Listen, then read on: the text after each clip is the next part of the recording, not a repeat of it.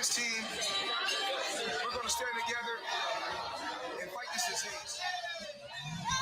I come this way before, travel through the open door, circumstances navigated the path, and life happened all so fast. No, it got lonely. Sometimes you see, I know we couldn't make it. Even when I'm off beat, I still land on my feet, and nothing can shake me, cause I know life took a hold of me. I never. This is where I am destined to be. I'm not ready to give up. No, I believe in the miracle of life. Life's a play for no rehearsal. Learn quickly, they'll come for your goal. Games to play, can't take it personal, cause the devil is a liar. Telling you the truth, it's all in what you do. Some things you gotta do. It's fight for me on purpose. Take a second, see the blessing in it.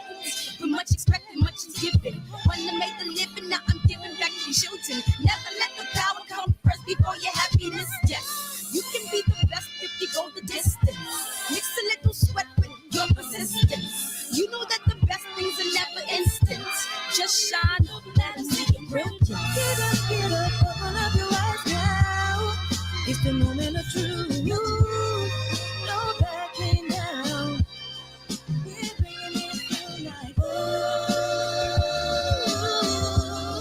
for the children, it's a given. You gotta give it, be a blessing. This my personal statement. Run the game like I'm aces. Learn to develop patience, determined to be the greatest. Yeah, bobbing and weaving, they changing up like the seasons. Indigenous to the grind, so I do it for all my people. Jabbing the competition, back up against the ropes. You fighting for recognition. I'm fighting just to promote equality where we lack it. Or cancer slowing our road. I'm confident we'll make it. Focus on common goals. Yeah. I just wanted to get through Rob G Film's favorite part, man. I appreciate you coming in here, man. What's up, Dr. Inky? You wait on first, but that's first name I saw. What's up, DB? Love is the word. What's up? His mama call him JP. We gonna call him JQ. What's up, Big Lloyd? What's up, TB, man? Where that old white lady at, man? What's up, man? What's up, Mike Moss? Man, we gonna bring him up excited. What's up, Reg? Hey, I know Reg. Tired? Reg doing all that reading all week, man. We appreciate you, man. I'm listening. What's up, Dr. Inky? Big Lloyd. Cletus, man. What's up, man? What's up? Without further ado, man, we gonna bring the man of the hour, man. What's up, KG? Hey, what's up, my man? I see you got all your fellas in the house tonight too, huh? Yeah, man. Yeah, we have. Yeah, you know we have a good time in here every night, man. And yeah. Thank you for coming in here. Did you get a chance to watch? Did you get a chance to watch the Alabama game? Yeah, I watched a little bit of it, but you know, I'm from the Big Ten. You know, going to Illinois and everything. I was rooting for the conference, but man, Alabama took care of business, man. Damn, I don't know what it is about Alabama, man, but they get all the best guys, man. That's how it rolls. I mean, simple, right? Yeah, it's simple, man. You get all of the best talent because if you go to Alabama, you got a pretty good, and you do well, you got a pretty good chance to go to the NFL. So, it's just the way it is. That's how recruits look at programs. Mm-hmm. Yeah. How was your recruiting process? My recruiting process, I tell everybody, I wasn't a McDonald's All-American. And I tell them I was a 7-Eleven All-American, in high school. so I was recruited, but not recruited like most McDonald's All-Americans. My 5 choices came down to DePaul, Iowa State, Clemson, Illinois, and Michigan State.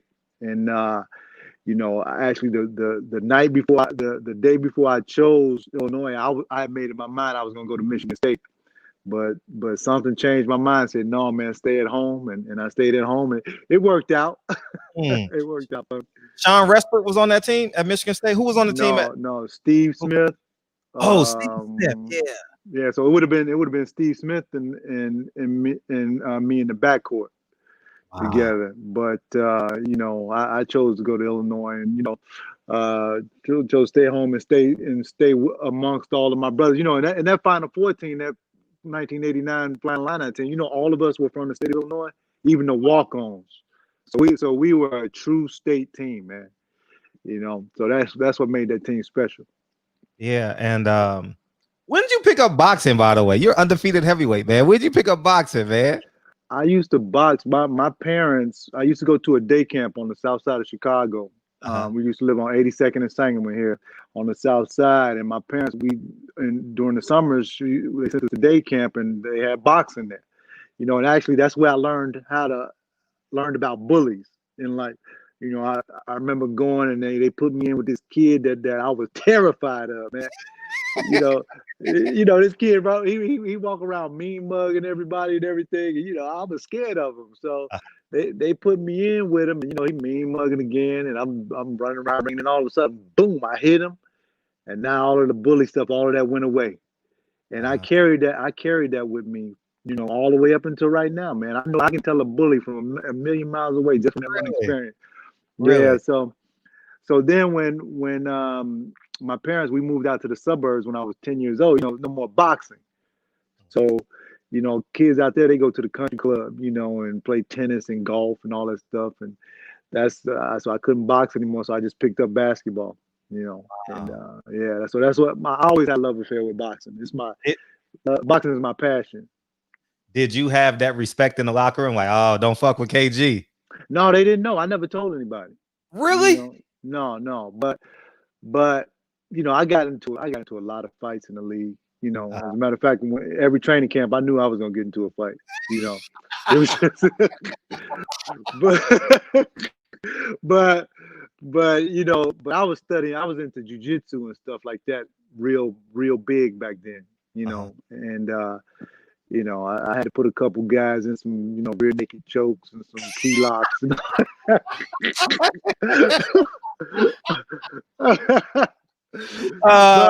But you know what? I that's how I used to stay in shape in the summertime during the off season. I used to do, Muay Thai boxing and jiu-jitsu. And, after coming out off of weeks or months of training, I had to, try it out on some people. So did any of them go public? Any of them go, or just stayed inside the locker room? No, it stayed inside the locker room. And some people too. Oh, I won't tell you. I bet. Because you move well in the ring, man. Hey, you and I spoke before the Nate Robinson fight, man. And how did you think that fight was gonna go? What were you hopeful for against Jake Paul? Yeah. I thought it went exactly how it was gonna go. I mean, I thought it was going to go exactly how it went, rather. And Tim Hardaway, who's from Chicago, and I got this thing called the 60-40 workout for the summer that I started. And Tim came out there. He's a 60-40 club member, and he was like, "Man, you see Nate on the pads, man?" I was like, "Hey, Tim," I was like, "Don't bet your money, boy." I said, "Don't bet your money." I was like, "Nate ain't got no business in there with him." This is in July. Yeah. Okay. Yeah. And I said, he's going to get knocked out, man. I was like, this guy got a little bit of experience, and Nate has none. Yeah. And, he went in there, and he found out, man, that this is, you and of course, this because you cover boxing, but it takes more than just being a strong, fast athlete to get in there. You have to have some type of skill. You got to know the science. You cannot, Nate made every mistake in the book. Yeah. He did. He made every mistake in the book, man. He did, man. He did. And my wife was like, my wife, when the fight first started, you know how Nate charged Jake Paul and everything. My wife was like, "Oh, Nate's going to," like, "No, babe." I was like, "Don't, he's not doing the right thing." But and he got caught. I haven't spoken to Nate since the fight or anything, but he's supposed to. They're talking about him doing some work here in Chicago on NBC Sports Chicago, which is the network I work for. Yeah. Covering the Bulls, so he may come in and do a couple of shows with. But if that happens, I assume that I'll talk to him then about it. So. How's that conversation go? How's that conversation go between you and Nate? bro. You know what? He knows I box, so Uh-huh. I assume he's gonna ask me, what do you think of? Because I'm not gonna bring it to him first, you know. Because sometimes brothers just don't want to talk about it, especially how it ended, you know. And but if he asks me, man, I'm gonna be honest with him, man. I was like, yo, you needed at least a year and a half, 2 years to go in and fight a guy that's been doing this for 2 years, you know. And I know people in Jake Paul's camp, you know, they say that he trains seriously, you know. I don't think he's that good. Yeah. But actually I think he's trash. But you know, he puts the work in, and he can beat somebody that's gonna come off the street and try to do this after doing just 8 weeks of training, you know. And you know, look, I admire everybody that gets in the ring, because to get in there, you got to have heart. You don't know what's gonna happen. Anything can happen in that ring. They did it on a grand stage in front of millions and millions of people. And you know, that when I had my first fight, you know, it was a big at the Aragon Ballroom here in Chicago, but it wasn't broadcast amongst millions of people, you know. So I didn't feel that weight, but I could tell when they got into the ring, he was nervous and all that stuff, man. You know, but you got to admire the brother for getting in there, man. You know, but he just should have took more time to get ready. And you want that Jake Paul smoke. I want that Jake Paul fight. You know, and you know this, Fred. I've been calling him out for 4 weeks now. Yeah. You know, and it hasn't been any response at all. And you know, but there are things going on behind the scenes. We got a date to fight him on at the end of March. NBC gave you a date? No, somebody else gave me a date. I can't. I'm not at liberty to say. Oh, okay, beautiful. Yeah, I'm not at liberty to say, but they trying to get him to take the fight. But he dragging his feet, and it's with a couple of Hall of Famers on the card. It's going to be similar if he does take it. It's going to be similar to what Triller did. You know, and you know, I want to talk about it bad, but I can't do it. But you know, but that's why I've been calling him out, man. You know, and you know, first of all, I put in a lot of years in the boxing gym. You know, ever since I retired at 35 from the NBA, and you know, I'm 52 now. And I don't miss days in the gym. You know, I'm in the gym at least 3 days a week. You know, and I see Jake Paul train for 2 years and make all this money, man. Because that boy made a lot of money, man. That was eighth highest grossing pay-per-view of all time. Ooh. You know, so you know, I paid my dues doing it. You know, and then I listened to and you know, I want to get compensated for it. You know, and I see a way to get compensated by fighting him. Yeah, you full blown into it. You full blown. Yeah, and you know, he you know, and I saw him make the comments about, you know, Nate, you know, you don't play boxing, this and that, you know. Okay, all right. Well, I'm facing an NBA player that takes it seriously and that's been fighting for a number of years. And it's got that has 4 fights under his belt. Right. You know, and on top of that, you know, in NBA we frat. You know, even though we compete against each other and everything, we still a frat.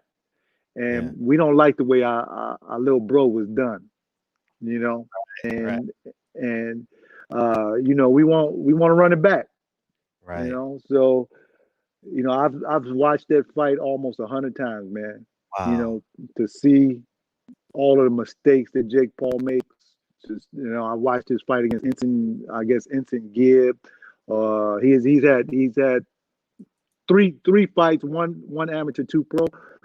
But, you know, I would love him to get in there with me, you know, because if Nate had known what he was doing, he would have beat that boy easy. Yeah. You know, he's a counterpuncher's dream. You know, he comes straight in with his face. He's front foot heavy. He can't get out of the way of a jab. He's off balance. He goes back and he throws his right hand, and every time he throws his right hand, if you look, he's looking at the ground like this. That's the shot he hit Nate with. You know, but Nate didn't know that, you know, first of all, don't rush in and you gotta have your hands up, bro. Yeah. You know, can't run in there with your chin all up. Like, Yeah. hey, Fred, actually, Nate helped him knock him out. Yeah. He was an asset. Yeah. Fact. He helped him. Now, you know, I know that Jake Paul is trying to fight Conor McGregor. Mhm. He's trying to fight KSI, the other YouTube guy. He's trying to fight Dylan Dennis, who's a UFC guy. Uh-huh. But his trick is this: he's about 210 pounds naturally, but he melts down to 190 pounds. That's what he did with Nate. So he melted down. They weighed in at 188 pounds. I don't know if you've seen Nate Robinson up close, man, but Nate weighed 175 pounds, man, with batteries in his pocket. Yeah. Okay? He's like me. He's built just similar to me. Yeah. So More freakish though, obviously. yeah, but he ended up, and I know this because I know some people that was, you know, covering the fight.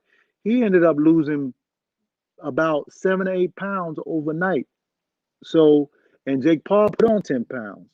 So Jake Paul walks in the ring at 200 pounds, and Nate walking the ring at about 180 pounds, man. He lost weight.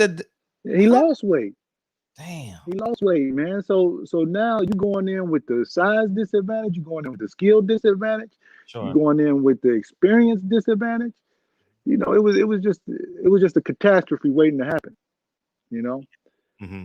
So that's what I'm telling Jake Paul, man. Yo, you got to give us a chance to run this back, Jake Paul. You know, but I know he ignored me, Fred. Yeah, well, we gonna do our best. We gonna do our best to make it keep on going. You know what I'm saying? You know why? You know why he ignoring me? No, because he gonna lose. Yeah, he's not really a fighter. He's an entertainer. He's an entertainer. But look, I respect him because he tried to put the work in. But it's still, but the work still ain't gonna matter, you know. To when you get in there with somebody that really knows what they're doing, you know. And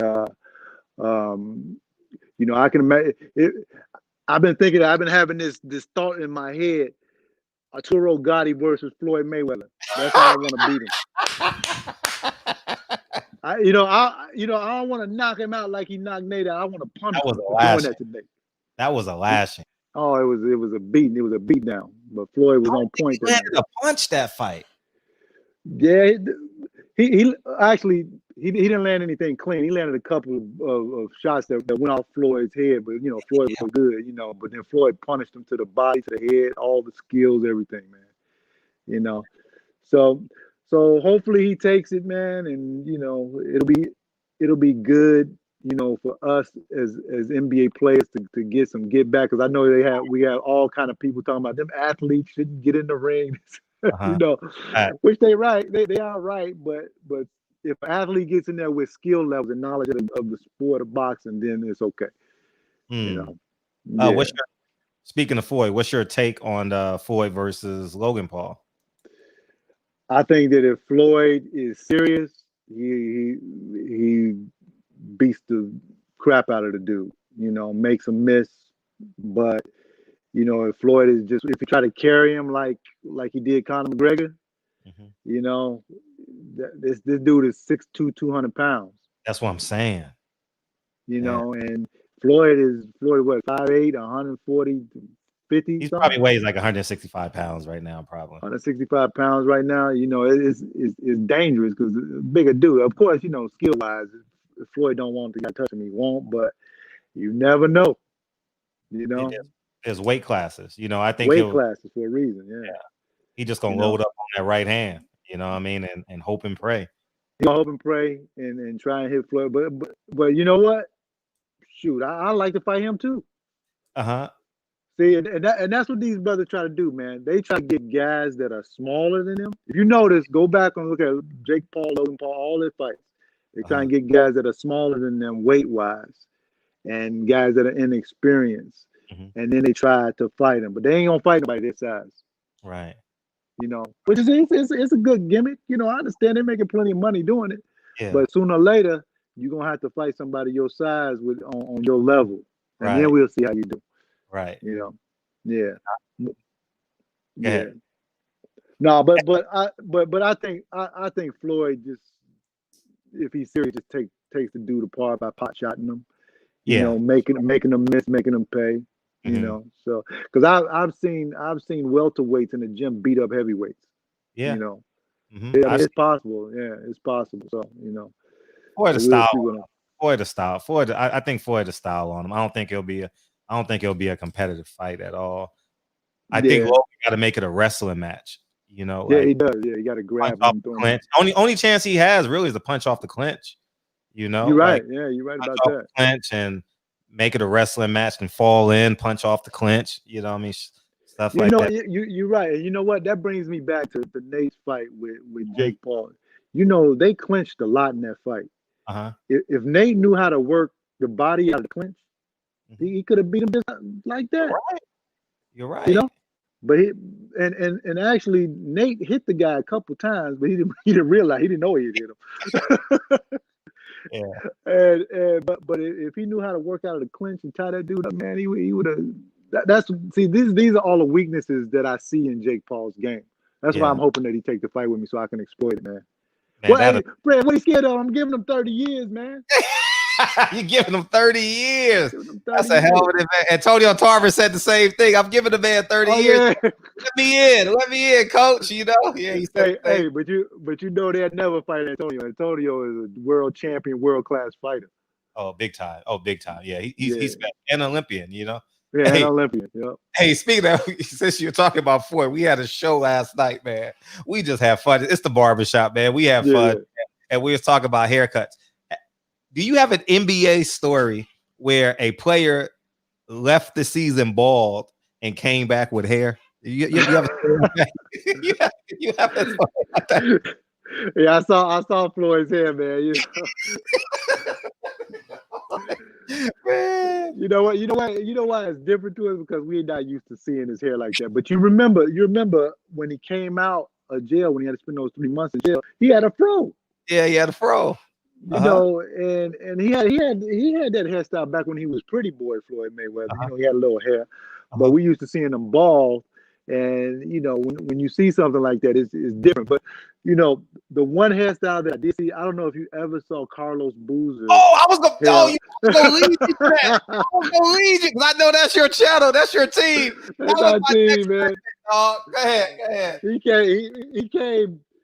We were playing the Miami Heat, man. He went down there and he had it was drawn in perfectly and all jet black.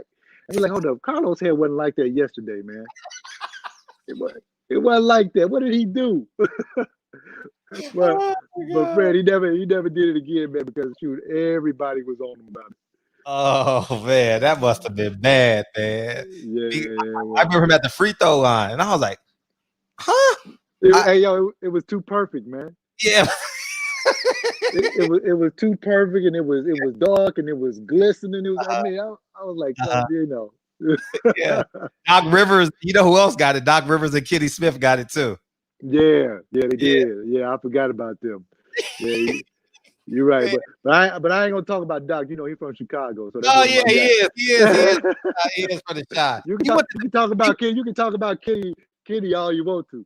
Yeah, he went to Marquette, right? Did Doc go to Marquette? Doc went to Marquette. Doc went to Marquette. He was a hell of a player, man. He was, man. He was a great player. Great player. Speaking of the NBA, like, how's this season shaping up? Is how the Nets doing? The Bulls are vastly improved. Yeah, Bulls are vastly improved. As a matter of fact, they were just in LA for 2 games. We covered the game last night against the Clippers, and you know, they ended up coming up short. But Zach LaVine had 45 points, 7 rebounds, 7 assists. He's been on a scoring tear. And the thing about the Bulls now, because they're young, they had to get a new front office in here, and they had to get a new coach in Billy Donovan. And now Zach and Kobe White, you know, in the backcourt, that's a backcourt like Damian Lillard and C.J. McCollum. They can put points up on you like crazy. Right. But the thing is, with this COVID situation, like I was supposed to do a game tomorrow night, but it got canceled. We playing the Boston Celtics, but it got postponed because of COVID. Wow. You know, they had 6 or 7 players that were out for Boston, so they don't have enough players to fill the team. And you're starting to see that all around the league, where games are postponed because players are having to go to COVID protocol. But we're gonna have to. This is where we live in, and this is the way we're gonna have to deal with the whole season, man. It's unfortunate, but this is just we got to do what we got to do. What's your take on the Nets and Kyrie and KD's combination? Dude, let me tell you, I love the combination. It's just the drama, man. Like, Kyrie called up his teammates saying, "Look, dude, I don't feel like playing." Yeah, Kyrie. And then Kyrie, did you see him burning the sage around the Boston Garden when he was there? Talking about getting rid of all the evil spirits. I'm like, yo, bro, just play ball, man. Yeah. But you cannot argue with Kyrie's talent. Uh-huh. He is a great player. The same with KD. And I actually think the Nets, when they are all together, I think that the Nets are going to get the Lakers or the Clippers, whoever comes out of the West, it's going to be one of those two. They're going to give them a serious run for their money, because you look at how deep the Nets are too. Karis LeVert, you got play like Spencer Dinwiddie. Of course, Spencer's out for the season because he hurt himself. But you got what's my man, the white guy shooter. Yeah, I know you're talking about. Joe, yeah, he's a great addition to them. They just re-signed him, so they are deep. They have scores all over the place. They play defense, and on top of that, do you know how bad Kyrie wants to beat LeBron for a championship? He want to beat LeBron bad, man. So it's like extra incentive for him to win a championship, and so does KD, because everybody said about KD, yeah, you went to Golden State, but that's just like putting a turbocharger on a Ferrari. You gotta win one on your own. So even though he was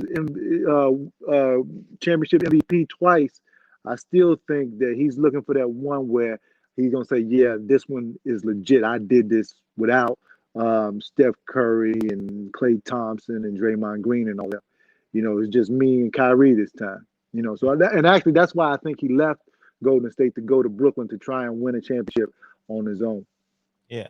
What's your take on Kyrie's and LeBron's relationship? I think it's Kyrie. There's a little bit of envy there with Kyrie because LeBron came back to Cleveland. They won a championship. Kyrie still played great. Never forget when LeBron threw that ball to Kyrie and he knocked down that shot in Golden State to win the championship. But I think that Kyrie is the same as Kevin Durant. He want to win one not by himself, but away from LeBron. Sure. So that his can be legit. And so I think that Kyrie is. I don't know whether it's envy or not, but he's taking some shots at LeBron here and there. Like when he said finally I can throw it to a player and have him hit a shot. That was a shot at LeBron. Yeah, for sure it was. For sure. Yeah. So and to me, it makes it good for us because it's entertaining. It's something for us to talk about. But if I'm LeBron, I'll be like, man, come on, man. We done won championships together, man. We don't have to go there with this, But it's good for TV if they ever play each other or face each other in the championship, it's extra incentive, And it makes for good drama. Makes for good drama, man. Uh-huh. Just like Don King say, you listen, I don't care what you do, just as long as you tune the F in. Right. Yeah. Is there just a gap between LeBron and the rest of the NBA, or is KD better or anyone else better? KD's a better scorer, but LeBron is a better all-around player. LeBron does everything. I mean, handle the basketball, rebound, defend, assist, score, and he's still doing it at 36 years old. I think he just turned 36 years old, but he's still, surprisingly to me, he's still the best player in the league, because I thought that somebody would surpass him when he got like 33, 34 years old, but it hasn't happened yet.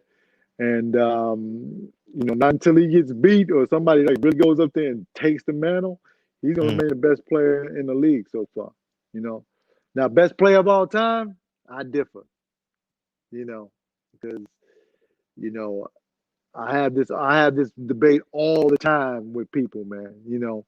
And the best player of all time is Kareem Abdul-Jabbar. Boom. Okay, because nobody matches. You say it too, yeah. Yes. Nobody matches Kareem high school, college, and pro. Nobody can touch Kareem Abdul-Jabbar. Yep. Okay. Now I have Michael Jordan as the best NBA player of all time. Oh, we got the same list. Oh, for real? Okay. Yeah, we got the same. I say the same thing to everybody. Cap was the man, dog. Yeah, Cap was he was the man, and but Michael, I think, is the greatest because he went there 6 times, he won 6 times. Never seen a game 7 in his life. Dog. Never seen a game 7 in his life. He won't let it get there. And look, man, I played against him for 15 years, man. That last dance stuff, the way he was, is true. Wow.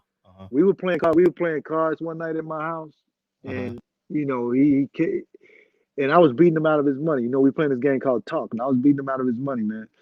This dude would not leave my house until he won his money back. And we was there for 11 o'clock until I believe 8:30 in the morning, but he was just like so focused, like, nah, man, we gotta keep playing.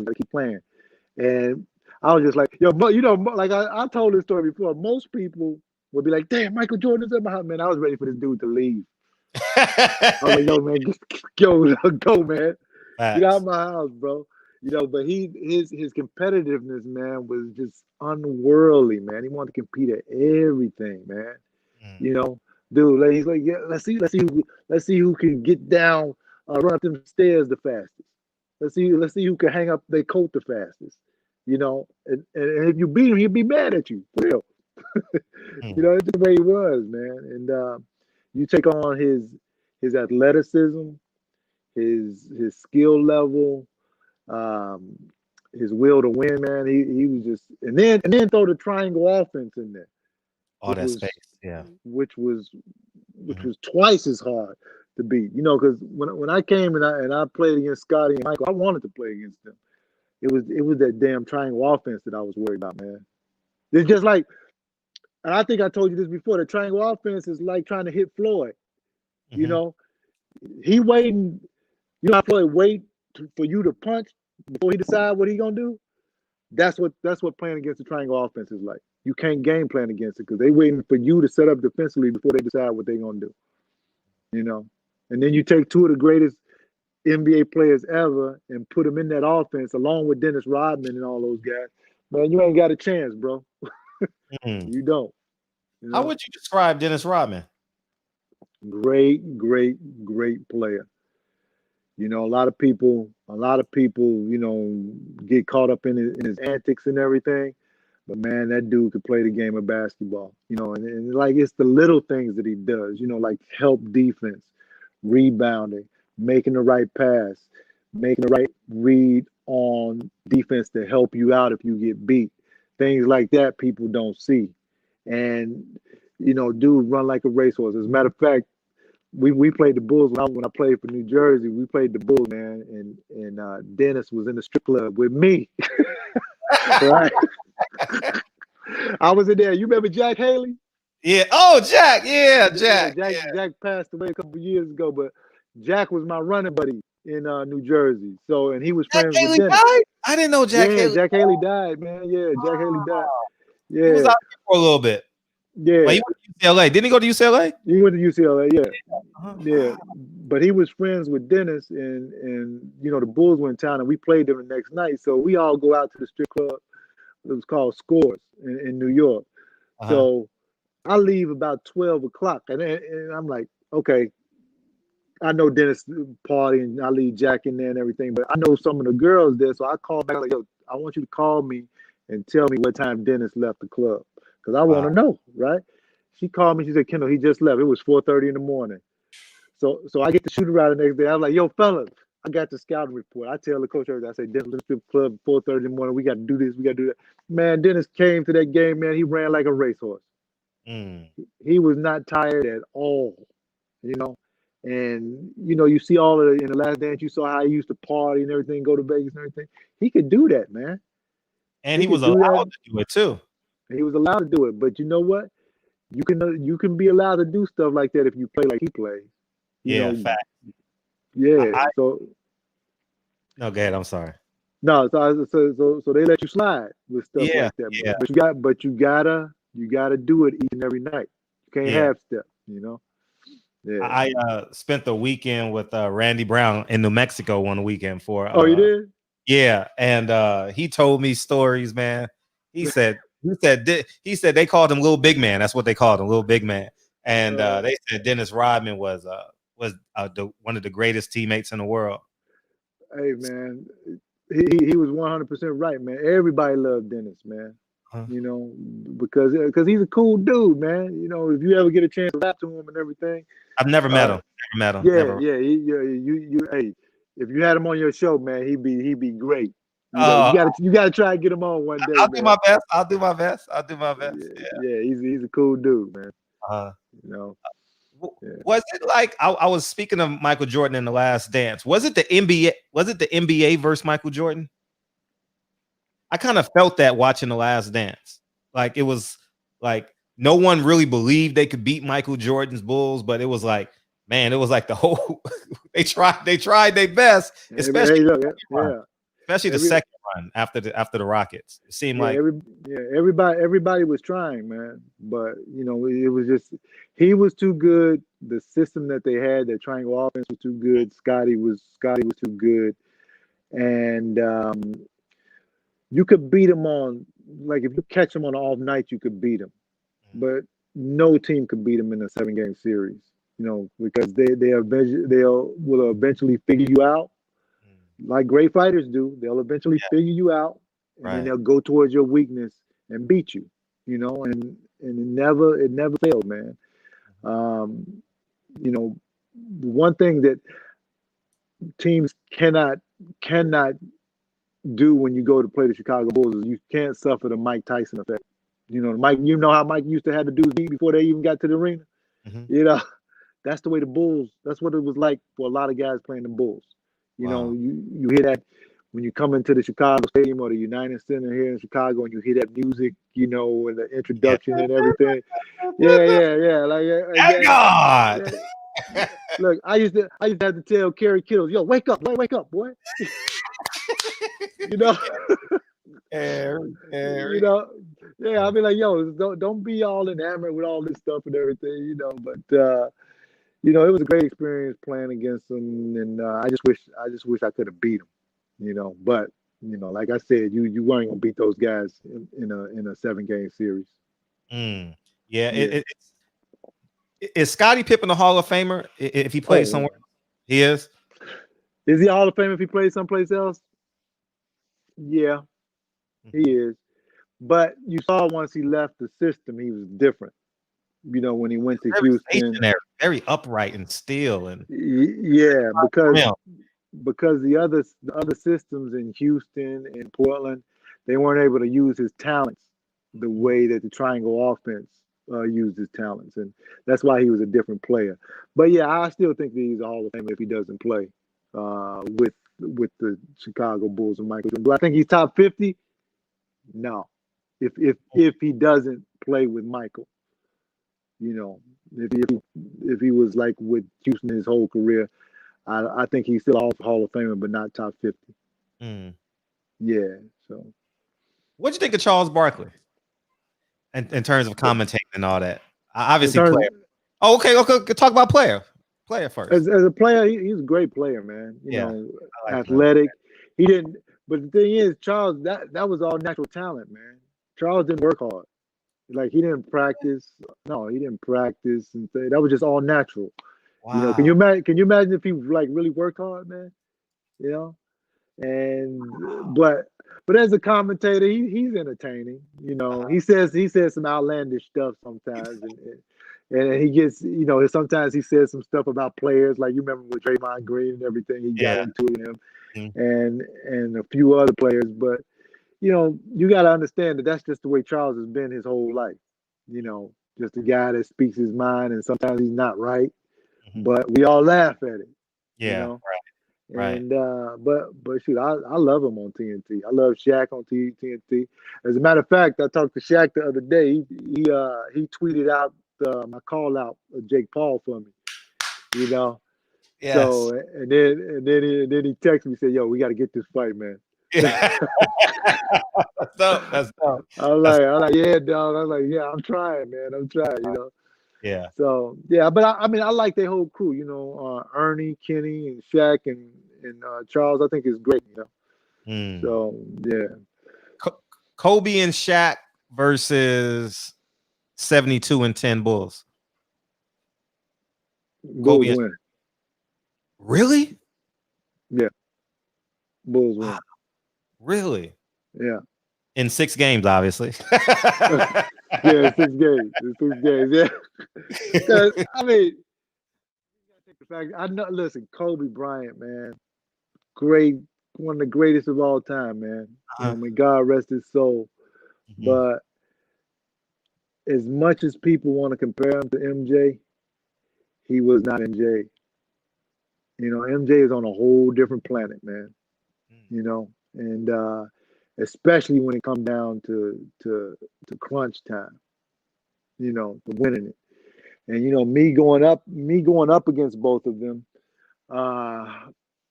Michael, and I want to make sure everybody out there knows that's watching this.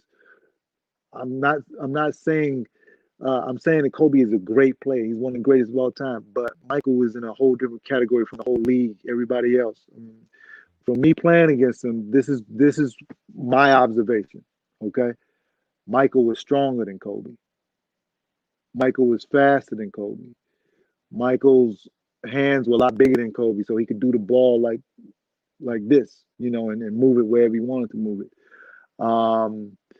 And even though Michael could jump higher than Kobe, and even though Kobe had that killer instinct that you need, you know, Kobe was a killer too, but Michael was the ultimate killer, you know. And you know, when people ask me to be honest, I tell them that. But Kobe was the closest damn thing to him now.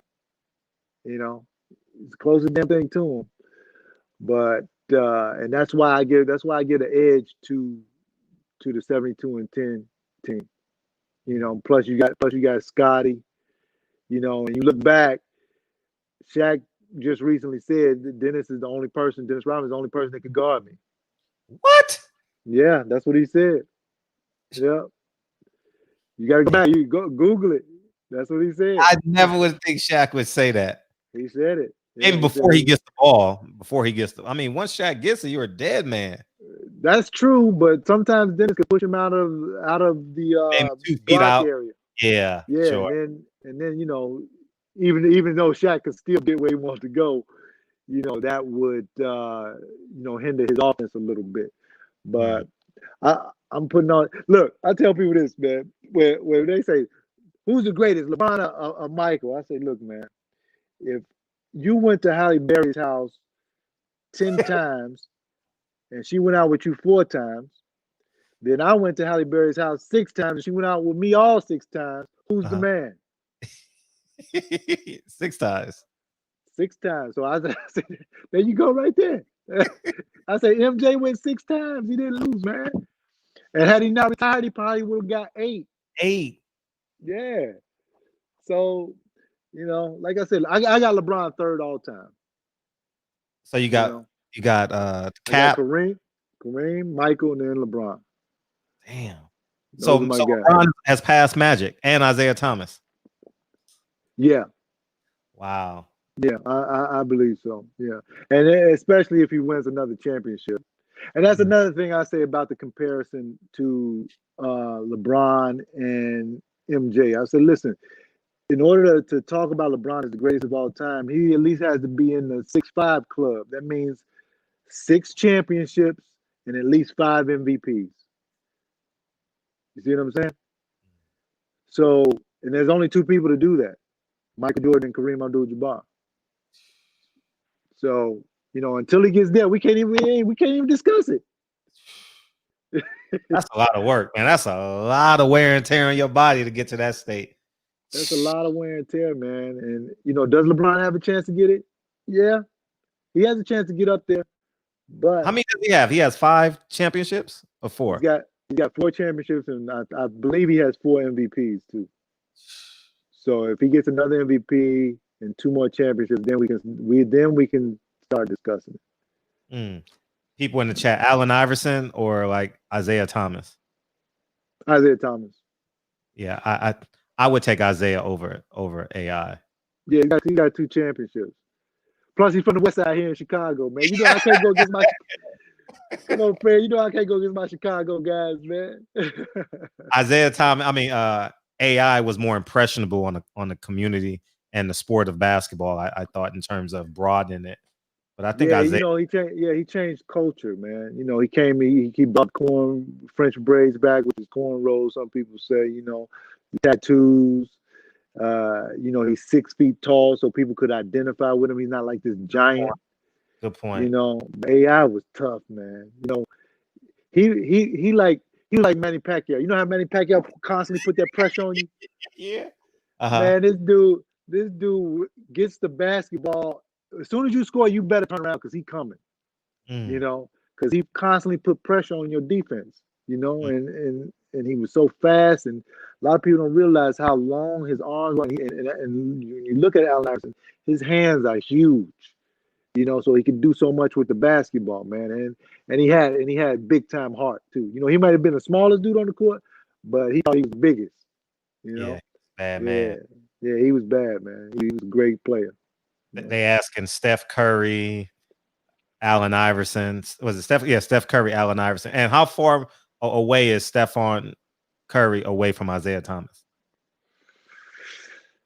I think Steph he might have surpassed Isaiah because of his 3 championships, because he's the greatest shooter of all time. I think that's indisputable.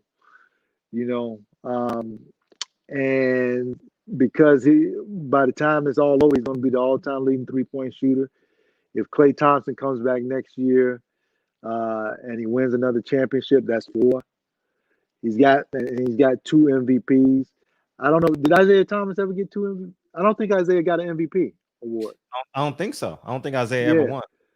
Yeah, so finals MVP. Maybe a final. He might have been finals MVP, but that's why I have Steph ahead. And you know, I played with Steph's dad, Dale, when we were in Charlotte, and he used to bring Steph to practice, and Steph was a little kid back then. You know, I had no idea that this little kid running around at practice was going to be one of the greatest of all time. You know.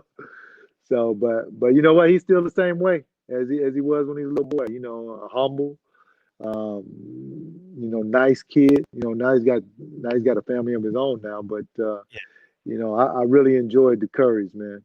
Yeah, playing with his dad too. Yeah, they look cool on camera. I've never met any of them, but they look cool on camera. They real cool, down to earth people, man.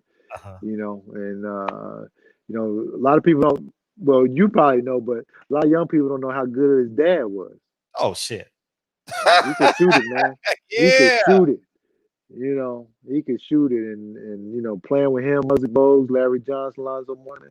We had a whip back then, Fred. You know, we beat the Boston Celtics. I remember that. I know.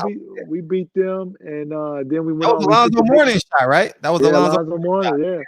And we took the Knicks to 6 games in the second round, but you know, I wish that team could have stayed together because we could have done some special things, you know.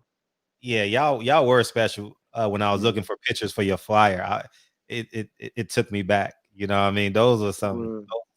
Y'all were a hell of a team, man. Yeah, thanks, man. I wish we could have kept it together, man. But you know, y'all were too young and rich. Y'all were too young and rich. Too young and too rich, man. That's what it was. Too young. Y'all probably sharing girls and all that stuff, man. No, we wasn't doing that now. We wasn't the Dallas Mavericks. Yeah. Hey, that's funny as hell. Because when I think of y'all, I think of the Dallas Mavericks. Oh, yeah. I think of y'all. And honestly, I tell myself all the time, I'm not gonna say her name, but I'm like, how didn't I meet her? You know what I mean? Like, How did not? They know because they know the show, but damn, man, I don't know how she passed me by. You know what I mean? Because I knew everybody that knew her and never met her. You know what I'm saying? Yeah, dog, man. Man, I was out the streets, man, so many moves ago, man. You know what I'm saying? Yeah, hey, man. Yeah, But it was just the business of basketball that broke us up, man. You know. Damn. Yeah, y'all could have been good. Y'all were a good video game team, though, for sure. Oh yeah, you know what? People still tell me, "Hey man, I'm playing you on 2K and all this." I was like, "Oh, for real?" Yeah. But hey, look, I have never played a 2K and none of that stuff, man. You've never been yourself? Never, ever. Oh man, you got to try. Fred, I don't even know how to turn the damn game on, man. Oh man, you got to try it sometime. You got to try it sometime, man. Yeah, my son plays it something. I mean, he plays it, but I don't know how to. I'll get on there one day. Mm-hmm. They say that Steph Curry is the greatest shooter of all time, but I stand by this. I think Chris Jackson is the greatest shooter I've ever seen in my life. Like I ain't never seen nobody shoot like him. Yeah, hey man, especially inside the arc. Inside you saw my list that I did. Yeah, you had a number one. Yeah, I had a number one. He's the hardest player I've ever had to guard. You know, straight up 1-on-1. MJ is second, but you know, I tell this story all the time. The very first time I guarded him, we played them at LSU. We went down there playing. We beat him. We blew him out. But man, Lou Henson said, "Kendall, you got him first." So you know, I'm like, okay, this little dude, man. I'm gonna deal with him. You know, I'm 6'5", so you know he's like 6 foot 6'1". I was like, he ain't gonna get past me. So I'm guarding him, right? They tip the ball, they win the jump. So he coming down, and I'm guarding him, right? All of a sudden I hear the crowd cheer, right? I didn't realize that this dude had already scored. I didn't see him score, man. That's how fast he was. You know, and I turned around, I was like, hold on, wait a minute, what they cheering for? They pulling the ball out the net, man. I was like, it's gonna be a long night, boy. So, but we ended up, we blew him out and everything. But man, he was tough, man. It's like he was, and I could say he was like Pacquiao too. You know how when Pacquiao was fighting Antonio Margarito and he couldn't see the punches coming from all different angles. That's how Chris Jackson's offense was. But Mahmoud now, but you couldn't see his offense, man. You know, he'll hit you with something. You're like, damn, how the hell? Where did he go? You know what I mean? Right. So, but you know, of course, you know, he was drafted by Denver with the 3rd pick in 1990, and he was having a good career, but you know, he got into his religion and all, and then the flags thing happened, and you know, but he was still a great player, man. Man, I just remember him in college. Like, I ain't never seen nothing like this in my life. Like, no, me either. Yeah, me either, man. and they said Pistol Pete was special, and obviously the same college, but man. Yeah, he was dropping 40 in college. You know how hard that is to do, man? Yeah. That's hard to drop 40 in college. Because they can tailor their defense to stop you. They can tailor their defense, and you only got 20-minute halves. Right. You only got 20-minute halves, man. So, you know, that's hard to do, bro. Yeah. And you recharge every 4 minutes. Like, you get a timeout every 4 minutes, so you could change, scheme, and all that. Schemes. You can play zone defense. You can play all kind of stuff, man. Yep. And you can sit back then too.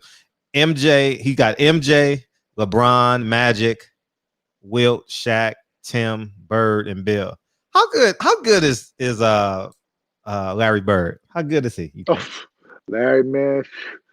Larry, one of the best, man. Really? You know, and I have Larry in my top 10. Really? But, yeah, I have him in my top 10 because he's almost 6'10". He's 6'9.5". You know, a lot of people don't know how big Larry Bird is, and he can shoot it. He was highly skilled, and you know, I remember my rookie year. By then, he was done. You know, his back was hurting. He was, you know, limping up and down the court. But I remember we were at the Boston Garden, and he had the basketball in the corner, and he was like, "Come here, rookie. Come here, rookie." He was talking to me, right? He's like, "Come here, rookie. Come here, rookie." And I went over there, man. He pulled up, bam, hit a 3-pointer in my face. Then he running down the court. He's like, "You stupid ass rookie." Hey, Was it 89? you know, Was it 89? that was 90. 90, yeah. And you know how people say Larry Bird used to talk the most? He did. Uh-huh. Man, he talked more stuff than anybody, man. Just Uh-huh. talk smack all the time, man. Uh-huh. But he could back it up though. You know, Wow. because he could just play, man. You know, he could just play. So yeah, he's in my top 10 though. Really? Who's overrated? Would you say? Can you say it? Overrated? Yeah. Um, He's like he wasn't that good. Like you guarded him or you saw him, you're let like, me see. I'm switching my earpods out here. Let me see if I can get this on. Okay, yeah, I got earpod number 2 in. Can you hear me? Thank you. Okay. Yeah. Yeah. You want to take some calls too, by the way? Yeah, You we want can to take some calls? Okay, good. Thank you. You know what? I don't really think anybody's overrated.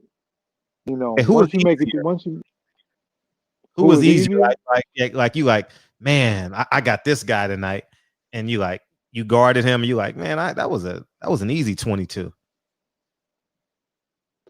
Well, you know, I never felt like anybody could really guard me, you know, and Uh-huh. shut me down. Like I never thought that, you know. I'll tell you who. People I used to have huge battles with Drazen Petrovic. Remember him? Oh yeah, he got killed in the car accident or something. Yeah, Yeah. he got killed in a car accident. But I used to have battles with him, and like you know, people would be saying, "Oh, well, he can do this and do that." But whenever I played him, I didn't really think that much of him, you know. So, but you know, he was still a great player. You know, I think he averaged around 23 points a game one season or something like that. He could shoot it, but I didn't see what all of the hoopla was about Drazen when I played against him. You know, after I played against him, rather. And then like me being in the Eastern Conference with him, he was one of my rivals. So each time I played against him, man, I was amped up to give him 25 or 30. You know? Yeah, right. Yeah, so that's the way that went. Yeah, We got our first call. 773. What's up? What's happening, man? What's that's up? that season, man. Well, I know, man. What's up? I just had to call in, show love to Kendall, Gill, the Chicago legend. You know, I mean, you know, I used to hoop at Cole Park and Leo legend. I remember seeing his post on the walls at Leo, okay. 79. Yeah. So I went to Leo. I graduated. You know, my grandmother. Yeah, my grandmother lived on 79th and Sangamon, right across the street from St. Leo High School. So that parking lot across the street, I used to play in there when I was a little boy. Oh, okay. Yeah. It was good times over there. That's when I moved from LA to Chicago, that was the first high school I went to. Because my father, he went to Mendel, I think, or St. Martin in the Hunnids. Okay. That's cool, brother. And I remember your house, your White House. Everybody thought it was R. Kelly house, and then you did cribs or something. You had that White House. Yeah, man. You know what? I sometimes regret I sold that house, man, because it was so nice. But you know, this is my wife's. When I met my wife, she was like, "Nah, I ain't going up in there." too much history. That house was. She said too much history. And it's a house on 87, and right when you get off the damn right, them two houses, the legendary houses, like nobody knew who lived in them houses in the city because they were so nice. So yeah, I remember. Right. Okay, that's cool. But yeah, I was just tapping in Chicago legends. I remember seeing all the Chicago. Tim Hardaway used to come because I used to hoop at Cole Park on like 85th and King Drive. Right. But Tim Hardaway and I know exactly where it is. All the Chicago hoopers. But I'm up. I know exactly where that is, man. Coming into the barbershop. Yeah. We used to run it up there. All right, brother. Here's a good cool. Thank you, man. Hersey Hawkins, Ricky Pierce, man. Who had a better jumper, Hersey Hawkins or Ricky Pierce? Hersey Hawkins went to, don't tell me, man. Ooh, Bradley. He went to Brad. He was the leading scorer in the country. Yeah, he did. Bradley. Leading scorer in the country that year. Yeah. Got drafted in Philadelphia, I think. Yeah. Yeah, Hersey's another Chicago guy too. But I played with Ricky Pierce in Seattle for 1 year. Yep. And, Ricky Pierce was a multiple-time All-Star, of course, when he came on the bench from Milwaukee. But you know what? That's a tough one. I'd have to give the edge to Ricky. Especially his mid-range. 901. What's up? Tough. Hey, when you call in, make sure you mute your phone to our union. What's up, 901? What's up? Oh, he hung up. Yeah, man. Ricky Pierce scored 20 points. I mean, it was just a guarantee, huh? It was a guarantee, man. And then he could get to his spot. He was like Bernard King, where he could get right to his spot and he'll get there and he'll pull up. He was a great player. He was a great player, man. 682, what's up? Hey, what up, Fred? Hey, right, man. Kendall, Gill, what's the deal, man? Hey, how you doing, brother? I'm doing good, man. It's good to talk to you, man. You one of the top hoopers, man, that come through the game. I know you averaged 20 a couple of years, so I had to call in tonight, Fred. Yeah, thank you. And I like to get perspectives. I like to get perspective from hoopers. So I'm one of those guys who I appreciate the 90s game. I appreciate the 80s game. And tell me if I'm wrong. I think that the 90 guys were more athletic than the 80s guys. But the 80s guys had a lot of skill set, and they moved up and down the court pretty fast, so there was more possessions, higher scoring game. When you guys came in, it was more defensive, harder to score, less possessions. So you guys, your scores are maybe in the 90s and 80s most games in the playoffs. When you look at the two eras, right, Kendall, and you're looking at LeBron and you're looking at a Michael Jordan. So I've always been a Michael Jordan guy, but I'm starting to see this narrative change as the 30-year-olds become in control of the media, and they become like Fred is in his 30s, if I'm not mistaken, or 40s, early 40s. 40s, man. 40, okay, yeah, early 40s. When those guys starting to come into the young 30-year-olds starting to come into control of the media, you starting to hear LeBron more. Is this surprising to you that you're seeing that shift now in the LeBron and Jordan debate, whereas 6 to 7 years ago it was 95-5 Jordan, but now it's more 60-40? Is that surprising to you? No, it's not surprising at all to me. I actually do the Bulls games here in Chicago, and my partner Jason Goff, who is the host of the show, is in that 30 range, what you're talking about. And we have this debate all the time. He's a LeBron guy, and it's because LeBron is in his era. That's all he's seen is LeBron. He said, "Oh yeah, I grew up watching Michael, but he really started focusing on basketball like most 30-year-olds do in the LeBron James era." But I say the way you separate the two is this. Michael, you look at his numbers. Michael averaged 30 plus points per game his whole career with hand checking rules. Damn. Okay? With hand checking rules. LeBron is about 27 points a game without hand checking rules. Yeah. The game is a lot easier to play today than it was back in the 90s. Okay? And also, you look at LeBron, and LeBron handles the basketball maybe 85% of the time during the game. Am I right? He has that ball about 85% of the time. The triangle offense was designed to take the ball out of Michael's hands. Okay? They put it in so he would share the basketball with everybody because he was so dominant. So Michael had the ball in his hands probably 28 to 30% of the time. Can you imagine what he would have done if he had the basketball 85% of the time? Like James Harden? No. Like James Harden. Let me ask you something.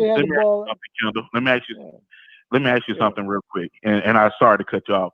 But no when you look at the players today, like I look at the players, I grew up watching the 90s players. I didn't really watch the 80s too much. My dad swear by them, but I go back and look at the highlights. When I watch the 90 players and I watch the players today, to me, you guys had the game was tougher then because you were allowed to do more, like you said, hand check. You were allowed to be more physical as smaller guards was coming into the paint. But today, with the way the kids train from an early age, to me, they seem more skillful. They seem like they have more skills, and as well as you see bigger guys doing more. Like you look at a Greek freak. You think about it. This guy could handle the ball. He could do a lot with the rock, and he's 6'11". You look at Anthony Davis. Anthony Davis could play center and he could play the two guard at times when he's on the wing knocking down mid-range jumpers. You look at a LeBron James, 6'9", 265, and could pass the ball like Magic, can dominate the game scoring like Michael Jordan, and he can just be a post player and just sit back in the post and play defense from 1 through 4. So when I look at the game when you guys play, yeah, it was more scrappy. But now when I look at the game today, I'm like, man, these guys are freaks of nature. It's like they breed these guys. It's like, how do you get a Kawhi Leonard is considered small? I give you an example, Kendall. I was listening to an Isaiah Thomas interview, and this is the last thing I'll say, and I'll let you take it from there.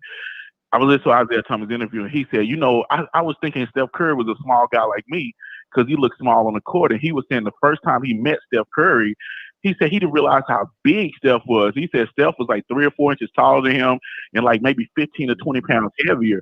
And so he said, man, these guys today, when you see them, they're huge and they're freak of nature athletes. Like they're jumping out the gym and it's crazy. So it's even though I'm a 90s guy, I still got Jordan as my number one, Kendall. I still think we're a little too hard on the guys today because of the rules in the 90s. I don't think the game is easier today from what I see, but I do think that the skill set that you guys played you guys were allowed to play tougher, and these guys have to use more of their skill set. What do you think about that? And I'm going to agree with you because you're the expert, so I'm not going to go against you. No, yeah, yo, man. Hey, listen, you're entitled to your opinion, man. That's all. I respect everybody's opinion, but you're right. I mean, the players today are a lot more skilled than they were when I was in the league. Simply because they start AAU basketball at the time when they're 6, 7 years old. So they're working on their skill level. I have a son who's in 8th grade who's way more skilled than I ever was right now. Because that's all he works on, But I do think that the players today, by the time they reach the pro level, I think that they have put so many miles on their legs. That's why you see all these ACL tears. And that's true. That's true. Because they play way too much when they're little, man. And that's why I won't make that mistake with my son. Because I'm not gonna let him play these AAU schedules where you're playing 5 and 6 games a day. And you're doing that year after year after year, because sooner or later that's gonna take a toll on you. I mean, you look at Markelle Fultz the other day. Yep. The kid just started playing well just again. Got started, man. Damn, I just started playing well again. Look at Klay Thompson. Back to Klay back. Thompson, ACL injuries. back to back. Yeah, it's just ridiculous. Yeah, No, you're right. I agree with you there. Nigga, hang up the phone. So they play way too much. I know, right? Yeah. so they play way too much, but but I do think that the league is easy now. As a matter of fact, if you can't average 20 a game now, man, something is wrong, dog. Because you can't touch the guys, and they let you travel. I was gonna get to that. Man, I know we left with that last time. I seen that James Harden step back. Yeah, I seen that James Harden step back so many times, man. And a lot of about 3 or 4 of the refs in the league live here in Chicago, and they're part of my 60-40 club. And we go back and forth all this. They say it's the gather step. I'm like, you're not going to convince me at all. I'm a basketball purist. That is a travel. I was like, but y'all go ahead. You let them do it. The league wants to promote scoring. And back when my last couple of years in the league, they were leaning towards doing this because they wanted more viewership. And the way you get more viewership is to have more scoring, and prettier plays. I mean, Steve Nash, great player, 2-time MVP, right? Where was Steve Nash before they took them hand checking rules out? You know why? He would dribble all the way through the lane. He would dribble all the way through the lane, come out. Amari Stoudemire, come here, Amari, come save me. That's because you couldn't touch him. You know. But if you put this forearm on him, he ain't gonna be doing all that dribbling and stuff. Right. You know, right. and that's the difference. So, you know, the game is more entertaining now because of the moves and all of the step backs that they added. But it's easy, you know, and the athletes are bigger, stronger. I mean, it's evolution. You know, things are gonna happen. You know. Right. Yeah. We got a question from Terrence Bailey. What's your thoughts on Charles Smith, star point guard from Georgetown, who ran into trouble with the law after being drafted by Boston? It was unfortunate, and if you do get in trouble with anything like that, it becomes a stigma, and it attaches itself to you all throughout your career. So, you know, it's best to try your best not to get in trouble, man. You know, Right. and before we're drafted and all that, they've sent private investigators to see what you do, see what you're about, know all of your moves and everything. So, you know, the teams know what you all about before you get into it. You know, and I thought Charles was a great player at Georgetown. You know, really entertaining, but you know, unfortunately, you know, he got in a little trouble and he didn't really have a real long NBA career. But you know, he still made it. You know what I mean? He's made it. He made it. Yeah. All right. We got a call 267. What's up? What's up, Fred? Hey, what's up? How you feel? Hey, I'm chilling, calling out of Philly. How you doing, Mr. Gill? Hey man, what's happening? Philly. That's where them real fighters are in Philly. How y'all doing? Happy New Year's to y'all. It's my first time calling in. Oh, welcome. Can I give you an intro real quick? Welcome to the show. Hey, appreciate you, man. Appreciate you. This is for the New Year. That's my first time calling. Oh, well, let me take it back then. All right, go ahead. So, Mr. Gill, I just wanted to ask you a question. Have you ever played against Hank Gathers in college? You know, Hank was my roommate at the Playboy All-American weekend. You remember when Playboy used to name the All-American team? Yeah. We were named to the All-American team before the senior year, and Hank was my roommate. And man, you talking about a beautiful dude, man. He was a beautiful dude, man. You know, just nice, you know, and just a gentleman. Great player, could run all day, score on you. I think Hank led the nation in scoring or something like that. And rebounding. And scoring. And you know who was second that year? His teammate, Bo Kimball. Bo Kimball, yeah. Out of Philly. Yeah. Hank was, man. Yeah, that's my godfather. Yeah, and Hank and I developed a friendship, man, and we kept in touch with each other throughout our senior year. And you know, I'll never forget that day, man. You know, I had just come back from practice, and I remember I was at my girlfriend's apartment and everything, and it was a Sunday, and I was watching the game, man. I saw it happen, man. Yeah, I couldn't believe it that it happened, man.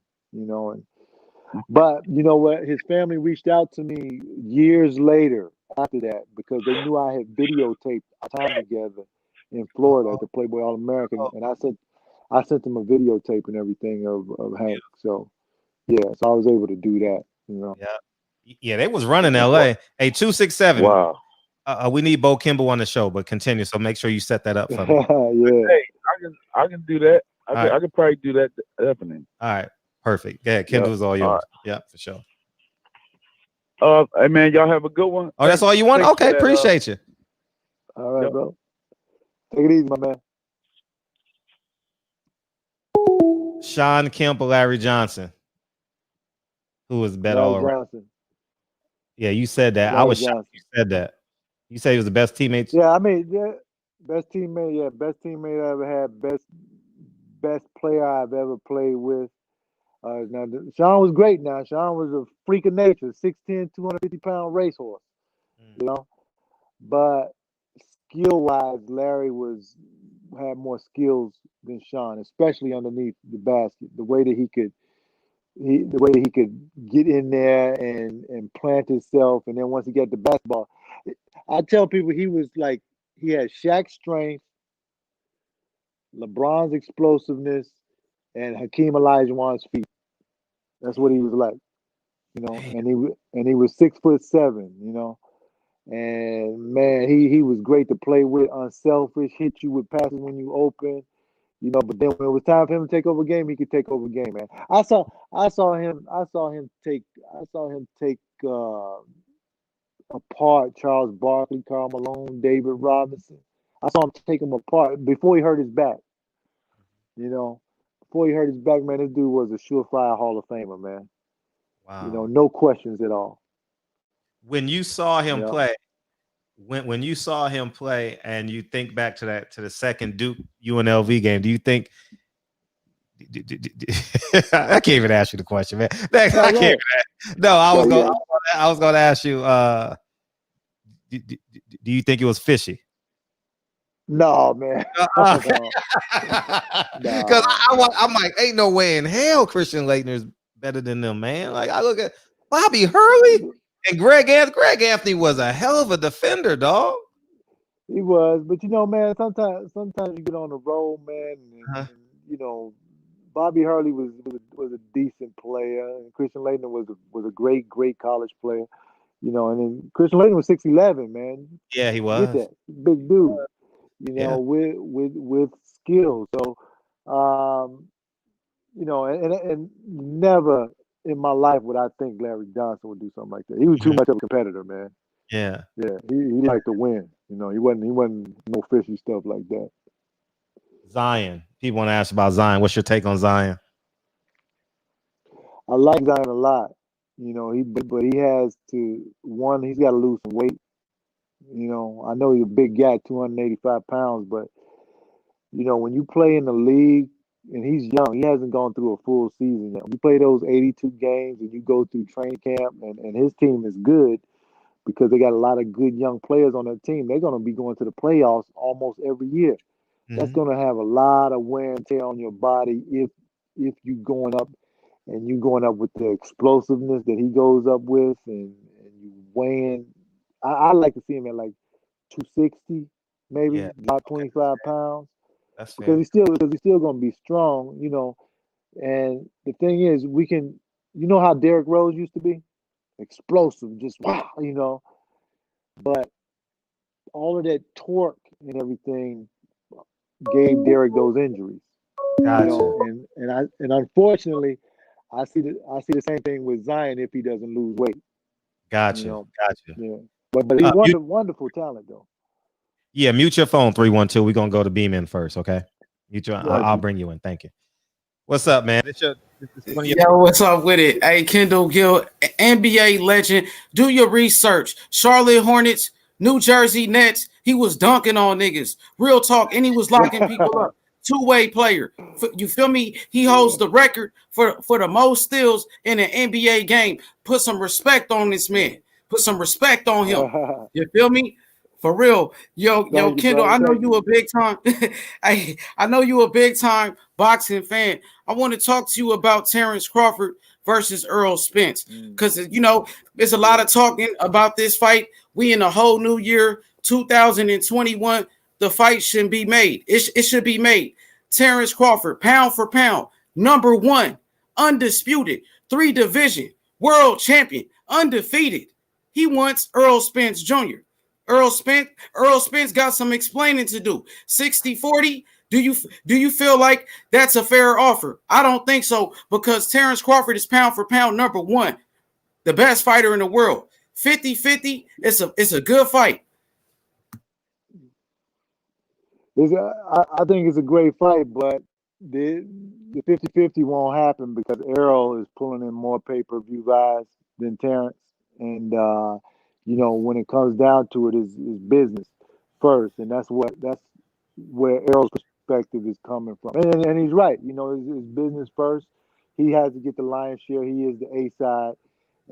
But just like Floyd with Oscar De La Hoya, he said, okay, I'll be B side, and when I beat you, then I become the A side. If we have a rematch, then you have to take 60-40. It's just the way that they do things in boxing. Now, talent-wise, I think both of them are great fighters, man. You know, you can't argue with Terrence, his talent, but I think that Errol, especially coming out of the that horrific car accident that he did, and the way that he fought Danny Garcia, who is a future Hall of Famer, you know, I think I don't know whether I think I'm gonna roll with Errol. I know a lot of people say, well, no, but you know, I still think even though Terrence knocked out my man from England, Kell Brook. his last fight. Kell Brook. Kell Brook. He knocked out Kell Brook. But Kell Brook wasn't the same. I mean, you know, Triple G took him apart. Errol took him apart. He wasn't the same. I have to see Terrence Crawford fight a top flight welterweight first before I believe it. I know they got him high on the pound for pound list and everything like that, but I want to see him beat a Danny Garcia, a Sean Porter, Errol Spence before I give him that. You know, and like I said, I ain't taking nothing away from his talent, but he still got to be the top level fighter in the welterweight division. Now, if he and Errol should meet, the one thing that Terrence won't have is that left-handed advantage. You know how he starts off right-handed and goes southpaw? He confuses a lot of fighters with that, but he won't be able to do that to Errol Spence because Errol Spence is southpaw himself. Right. And you know, I just think eventually that Terrence being a smaller man naturally, that Errol's just gonna walk him down. You know, and who knows? He may fight him like he fought Mikey Garcia, try to outpoint him. I think that would be the wrong fight for him to fight him like he did Mikey Garcia though, because I think Terrence Crawford could probably outpoint him. I think he got to go try and get him like he did Kell Brook, or like he fought Sean Porter, or you know, like he fights most of his fights. You know, but like I said, man, it's a great fight. It's a 50-50 fight, but if I had to put money on it, I'm gonna roll with Errol. For sure. I respect it. You know, everybody got their opinion, but you know, when we talk about the A side, you know, that sound like Canelo talking. Earl Spence doing that Canelo Teofimo Lopez talk. You feel me? I think Terrence Crawford just want that smoke. He showed up at his last fight. He wanted to hop in the ring, and I heard Spence blocked him from getting in that ring. You know, call security on him. You know how that A side go when you turn to a businessman. You feel me? You know, Crawford just want to fight. He's like a throwback type of guy. 3 divisions. Floyd Mayweather said Terrence Crawford was the best, and he's an animal. 8 straight knockouts. I mean, all welterweights. You talk about what he did in the welterweight division. He won a world title. He knocked out everybody they put in front of him. He did what he was supposed to do. So, Danny Garcia never beat anybody at welterweight. Danny never did nothing at welterweight. Now we talk about Mikey Garcia, who was a featherweight. He never had a fight in the welterweight division. That's Earl Spence, 2 of his last 3 opponents, and he fought Sean Porter. We all know what happened in that fight. Sean Porter was on that ass. You know what I mean? I think Crawford is the best welterweight in the world. Beats everybody, knocks them all out. Crawford, you know what I mean? A great father, a great champion in and out the ring. You know, a role model for the young fighters like Devin Haney. You know, honestly, you know, he lives the life of a true boxer. I think that's why he's going to win the fight, because he's dedicated. You know what I mean? And that's what it's all about in boxing. You know, so let's talk about the NBA real quick. Luka Doncic, he's been dominating. He got another triple-double. Last time I talked to you, I told you I got Luka Doncic winning the MVP. What about you? You winning the MVP this season? Yes, sir. Well, he certainly got a good start. I mean, we still early in the season, but you know, they put the basketball in Luka's hands and let him go to work. You know, and you know, each and every night, you know, he's coming up with like triple doubles, like you said. The only thing is that his team is going to have to win some significant games.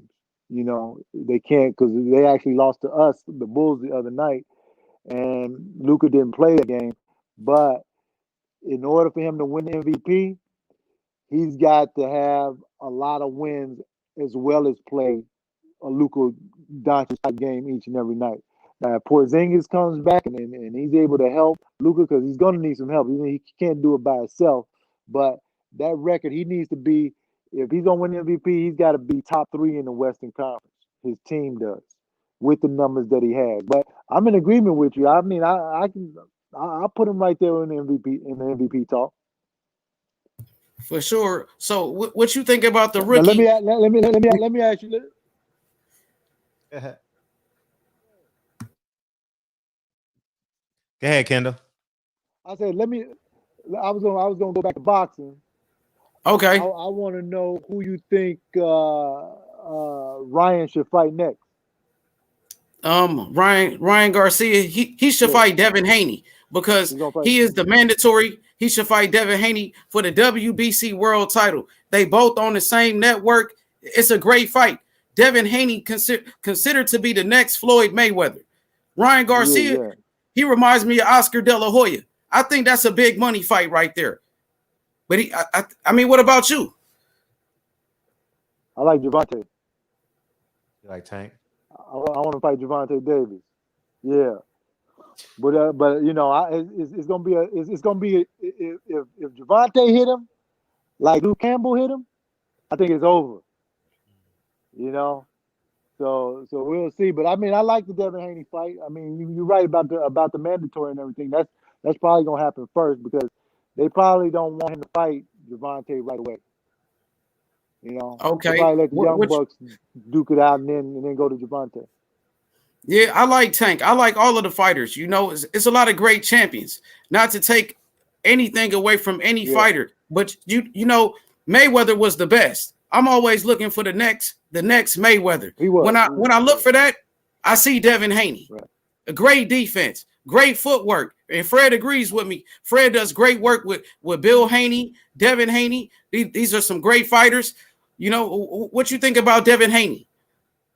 No, I agree with you. I think Devin has all the skills and everything, and he won't be like if he fights Ryan, he's not gonna be there to be hit like his last opponent was, Luke Campbell.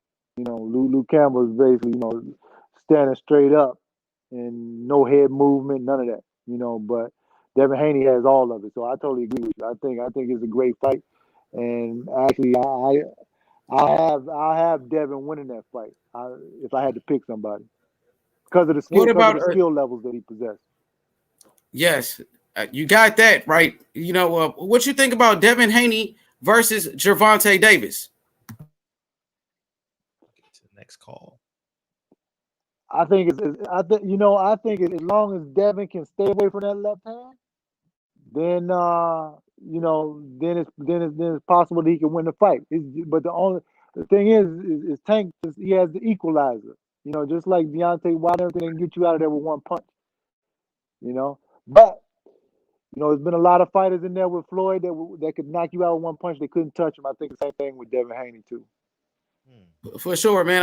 I appreciate it. But when you talk about Terrence Crawford and Earl Spence, remember Terrence Crawford has more accomplishments, and he's number one pound for pound. It's a 50-50 fight. You know, let's make it happen in 2021. No more ducking. I got you. Appreciate you, man. 312 been patiently waiting, man. What's up, man? What's up, Big Fred? How we doing? Oh, man, appreciate you, man. What you got? How we doing, Kendall? You know you can't rush H Money. I'm just listening. But now I got 2 questions for you, Kendall, if you can hear me. Okay. Yeah, I can hear you.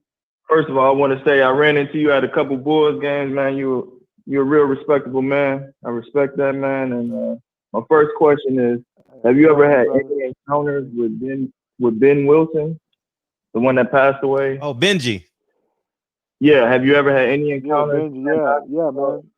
In city with him? And Oh yeah. I'm a basketball junkie. Would love to hear if you got any stories here on that. Yeah, we used to play against each other in the summer. Yeah, we used to play against each other in the summers. You know, he was a year ahead of me, but still, I used to come into the city and play against all of the guys from the city and everything. And Benji would be there and everything. He was like Magic Johnson, man. 6'8". Man, he was special, man. He was a He long was special. He was Yeah. special. Yeah, special. He could shoot it, and that's why he was the number one player in the nation. He had an all around game. Yep. Had an all around game, and man, he probably would have been one of those players to go to college for maybe 1 or 2 years back then. That's real early, back then. But he probably would have went one. Yep. Yeah, he probably could have gone to the pros right out after his freshman year. Man, he was a hell of a talent. He was, man. A good one. He was. And my second question is just the NBA right now. Who are some of your players that you like to watch? Well,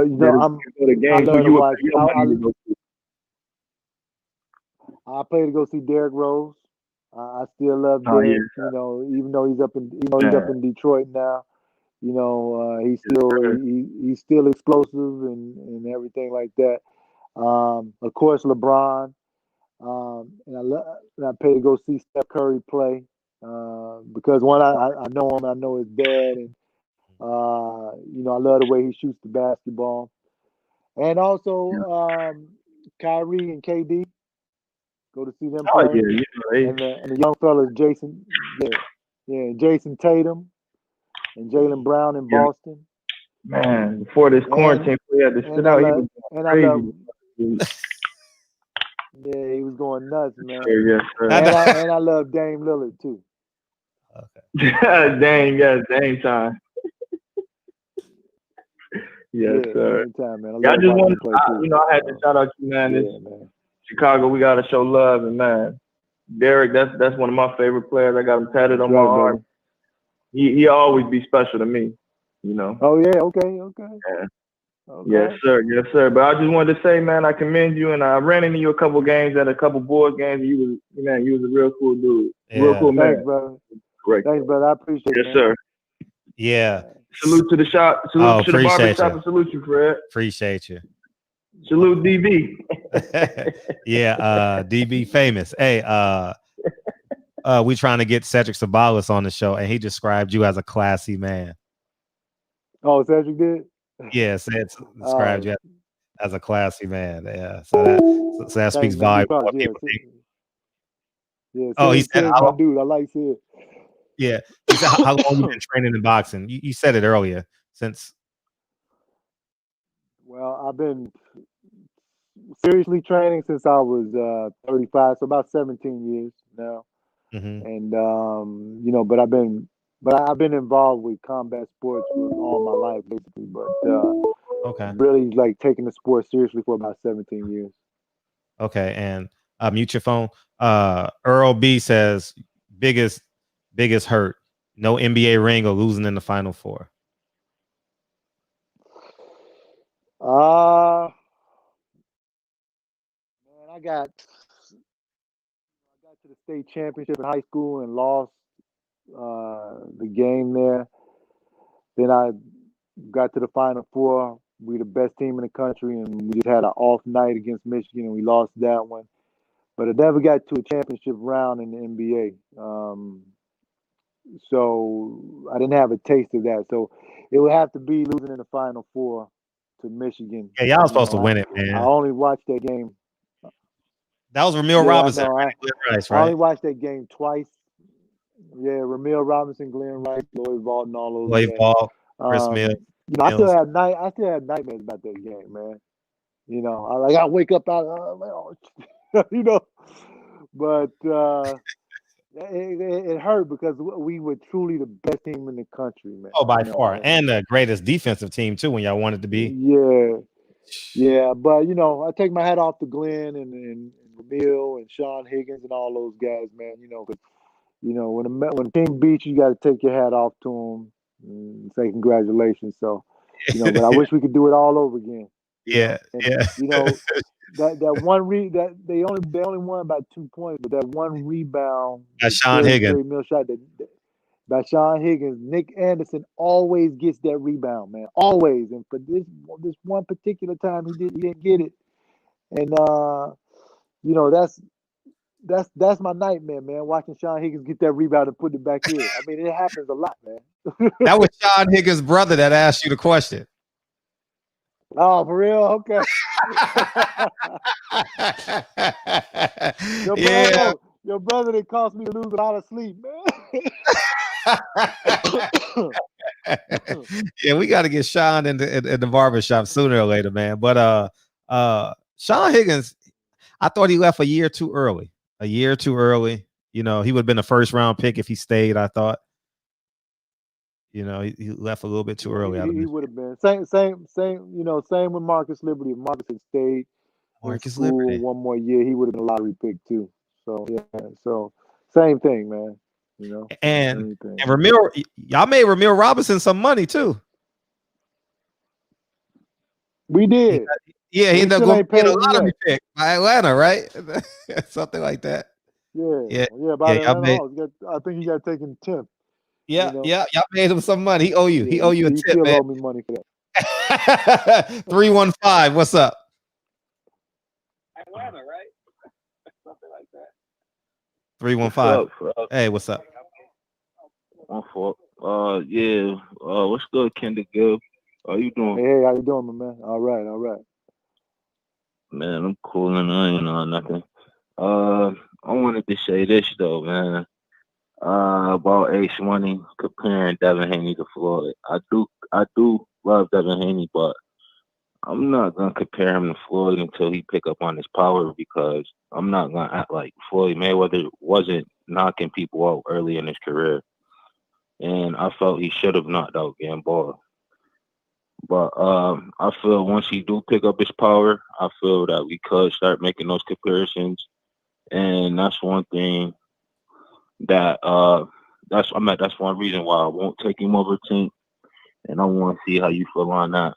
How you feel on the comparisons to Floyd.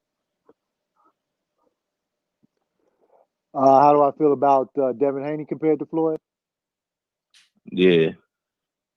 Well, okay. Well, you know, nobody can really. It's like trying to compare everybody to Michael Jordan. You know, there's so many players that came out, and you compare them to Michael Jordan, but nothing is like the original.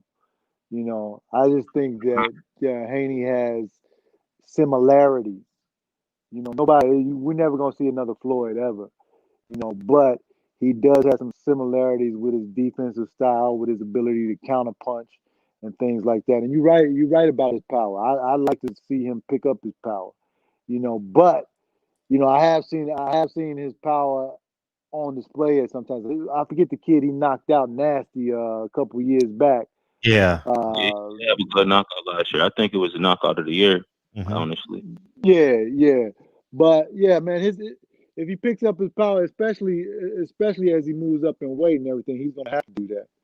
You know, but So, skill wise, you know who I do feel like he punched like that? I feel the reason why I feel he should correct it, I feel like he's punching like Sean Porter.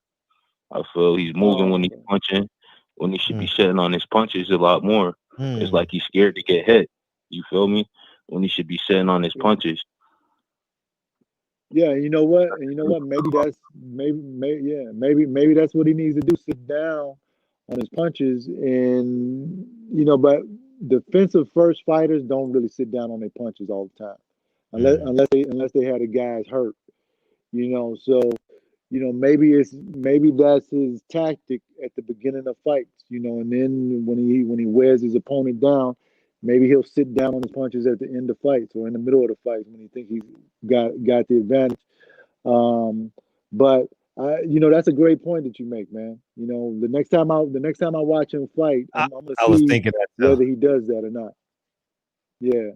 It's a great point. That's a fact. And I wanted to know. I ain't hear your comparison on the MJ and LeBron situation. I know you really can't compare him like that. I know you really can't compare him like that. But I wanted to know. He spent 10 minutes on that, man. Man, go back and watch the beginning of the show, man. He spent 10 minutes on that, man. You think of another question. Hurry up. My fault. What do you have, man?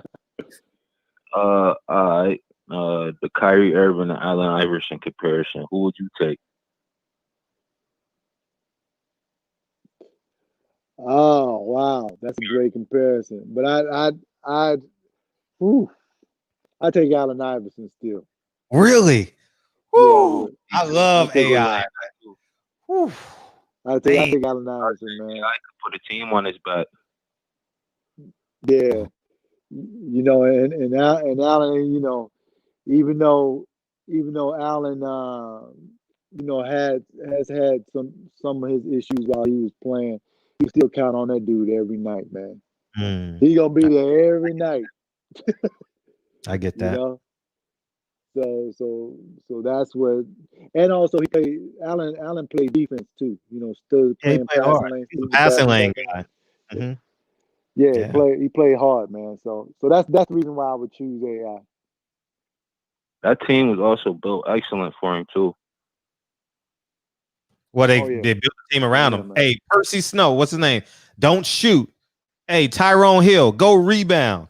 Dikembe, you getting everything off the glass. Allen Iverson, shoot 44 Yeah. times.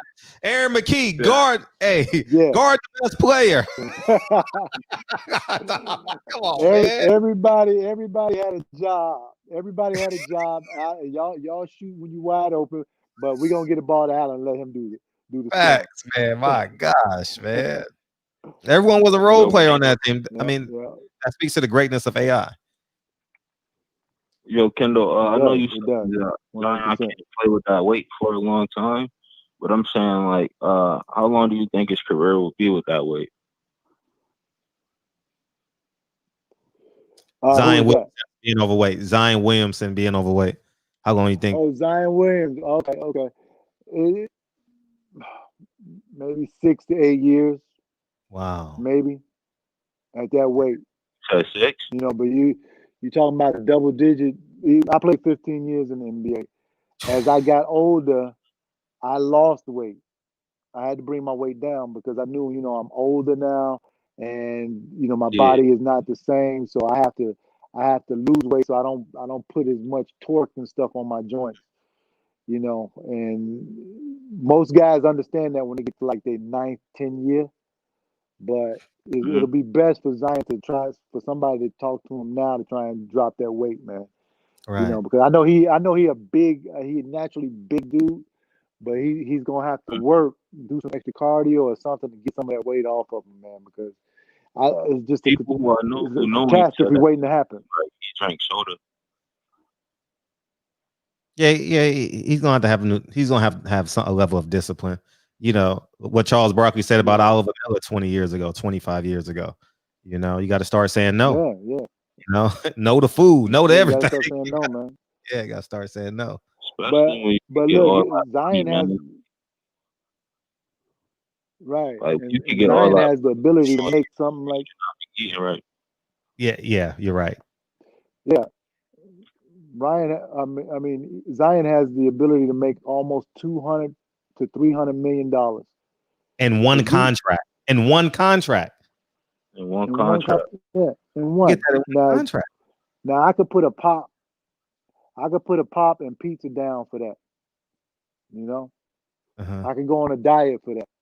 Yeah. So that's what he has to think of. You know what I mean? This is for 300 million, man. I gotta drop my weight. Damn. You know? Don't you know? If he can go in with that mindset, I think he can do it. Don't you know what? You can literally this era. It just hit me.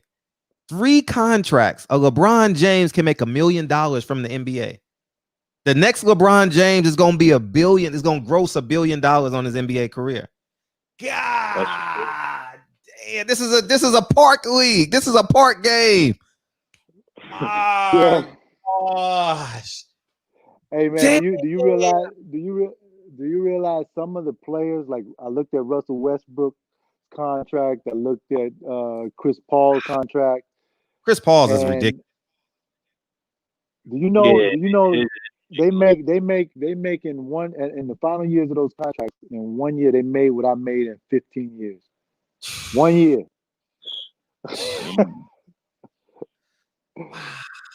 Ridiculous, man. It's insane. It's insane. Yeah. Anything else? Nah, man. I mean, one more question. Who is the greatest college player ever? Who's your greatest college player? Well, Oh, Kareem Abdul-Jabbar. Easy. Right. Three national championships, three college players of the year, by far. Okay. Yeah, that's it, man. And congratulations on your career, man. And I appreciate Okay, brother, you. I appreciate it, man. I appreciate it. And Thank Fred, thank you for this opportunity, Oh, brother. easy, man. Easy. Yeah, continue to keep staying up, man. And spreading this knowledge across the world. And salute. All right. I got 5 on it. Man. I got 5 on it. Hey, we can get you out. We got about 5 more. Let's get you out of here, Kendall, man. We appreciate you, man. I forgot. Time went by fast for me. I just looked at the clock. I said, damn, hour and 47 minutes. Your favorite Chicago boxer? Oh, yeah. Oh, man. My favorite, I got a lot of them, man. But, my favorite one is a prospect. His name is Kenneth Sims Jr. And he actually had a special on Showtime. I forget what it's called. I think it's called Ringside. But you can check it out. He's in the welterweight division. Then David Diaz, who fought Manny Pacquiao. He was on the Olympic team. Yeah. In Chicago. And Nate Jones. Nate Jones. Yeah, Nate Jones. He's training out of Chicago now. Yeah, who's Floyd's assistant trainer. Fred Oquendo. All of those guys. Those guys have taught me a lot about the sport of boxing. Work with me and everything like that. So, and I followed them. I followed them before I even knew them. Watching their careers and everything. And then when I got a chance to know them, and then see them, they were like, damn, that's Kendall good. I was like, damn, that's Nate Jones. You know what I'm saying? So we both admired each other, and those guys have become like family to me, man. Like, I hang out in all of the Chicago gyms here in Chicago, about 3 or 4 gyms I train at. But, I haven't been there in almost a year now because of COVID. It shut everything down. But, we still keep in touch over Instagram and, through text and all that stuff and Facebook. Yeah. He said Zion reminds him a lesser version of Barkley. What's your take on Len Bias? Len Bias. Oh man, Len Bias, man. Len Bias. Oh my God. He was when I was in high school, man. He was my favorite college player, man. This dude, 6'8", athletic muscle. As a matter of fact, MJ, he had lived, he was gonna be MJ's rival. No way. Yes. Shit. Yes. MJ even said it. Yeah. Yes, he was. Man, I ain't say your name yet, nigga. You ain't in this conversation yet. Oh man, I ain't even know you answered the phone. You might as well join us now. I'm messing with you, Triple OG. I didn't even know you answered the phone. Oh man, he hear my voice, but didn't know I answered the phone. You can hear your voice. Hey, but anyways, really, Len Bias was that good? Yes. Did you ever seen Len Bias clip? Yeah, I seen him play, but I saw it, but I saw Michael. Like, I don't. If I see anything better than Michael Jordan in my life, it got to be in heaven. Like, I love Kobe to death. Fred. Well, that's what Len Bias said in heaven. Man, Triple OG. Can we let the guests answer the questions, man? I saw it before y'all saw it. Man, I know, man. Go ahead. Len Bias was that dude, man. Was he real? Was that dude, man. For real. Wow. Yes, he was. Wow. No way. Man. Because athletically, he was right with Michael, but bigger. And he could do everything, man. Everything. Yeah. But unfortunately, we never were able to see it. But if you ask Michael right now, he'll be usually like Len Bias. Damn.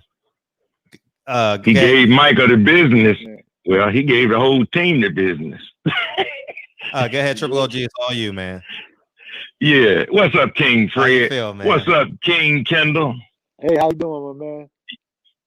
I had my questions ready, but when he said Lynn Bias, man, I had a flashback. And I go on YouTube and I watch that North Carolina State game. Yeah. He was when not he only beat him by himself. He was giving the whole team. Man, you could throw alley oops to him with 7-footers under the basket and 2 or 3 people, and he'd grab it and throw it down. I mean, he was awesome, man. Is and he really? when I saw Mike, I was like, okay, look, Mike looked like he gonna be all right. That's what Mike looked like to me after seeing Lynn Bias, because I saw Bias first, you know. Yeah, but, man, he was a beast, and I mean, like run like a deer. Oof. Yep. Yeah, he But was, anyway, man. the first thing was, do y'all remember Wilt Chamberlain era? I know you probably heard of it, right? Wally Jones that played guard for the Sixers. Yeah. Uh-huh. Okay.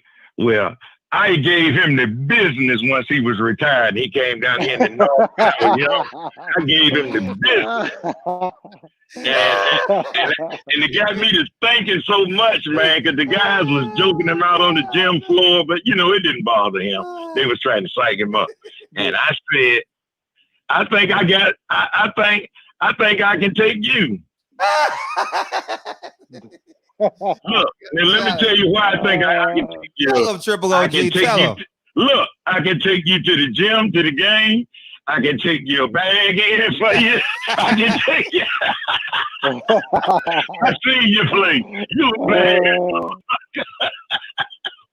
I remember when you came out of that college, and it seemed like y'all had a bunch of guys about the same height. Am I correct? Yeah, Bardo and Nick Anderson and Marcus. Yeah, we did. Yeah, and I was like, damn, these motherfuckers the same height. They all over the floor playing defense, and everybody can score. But I said, I like that dude there. He's smooth. Yeah. And you ain't cracking like the other guy. Thank you. Play with Shaq now. Okay, yeah, you're right. I got one question I want to ask you. Yeah, speaking of that, go ahead. Go ahead, ask him the question. No, nigga, I'm gonna wait till you done. Go ahead. Oh, okay. Look, I want you to do me just like you did H Money. You ain't telling me the hell off. I did. I just messing with you. Look, now, I just heard H Money just talking about that lately, man. H Money, my man. But look, Kendall, you playing ball. You're a professional player. Now, you got this guy on the bench who been waiting to play, and you kind of like him. You know, he's been there for a while. You gonna give him part of your paycheck to get on the team with you? Nope. Thank you. And that's what Earl doing. This fight does not remind me of Leonard and Hearns. This fight gonna be like Hagler and Hearns. That's how bad Earl mess him up in about 3 rounds. Because something gonna piss Earl off. I ain't seen Earl pissed yet. This might be what pissed him off. Right.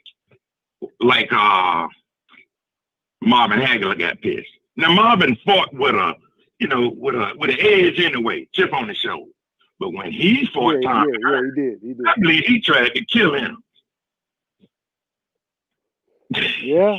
I don't like. But do you think that because Errol is naturally the bigger man and throws almost 100 punches around? Because I don't think Terrence Crawford has faced somebody like that. That's big. Yeah. No, he's never faced nobody like that. It's almost like me coming out there playing pro basketball with y'all. And I ain't never played college ball. So, I mean, I know the man, he fought at 140 and another weight. But I told somebody, name me his toughest fighter. Who the guy they say every time? Gamboa.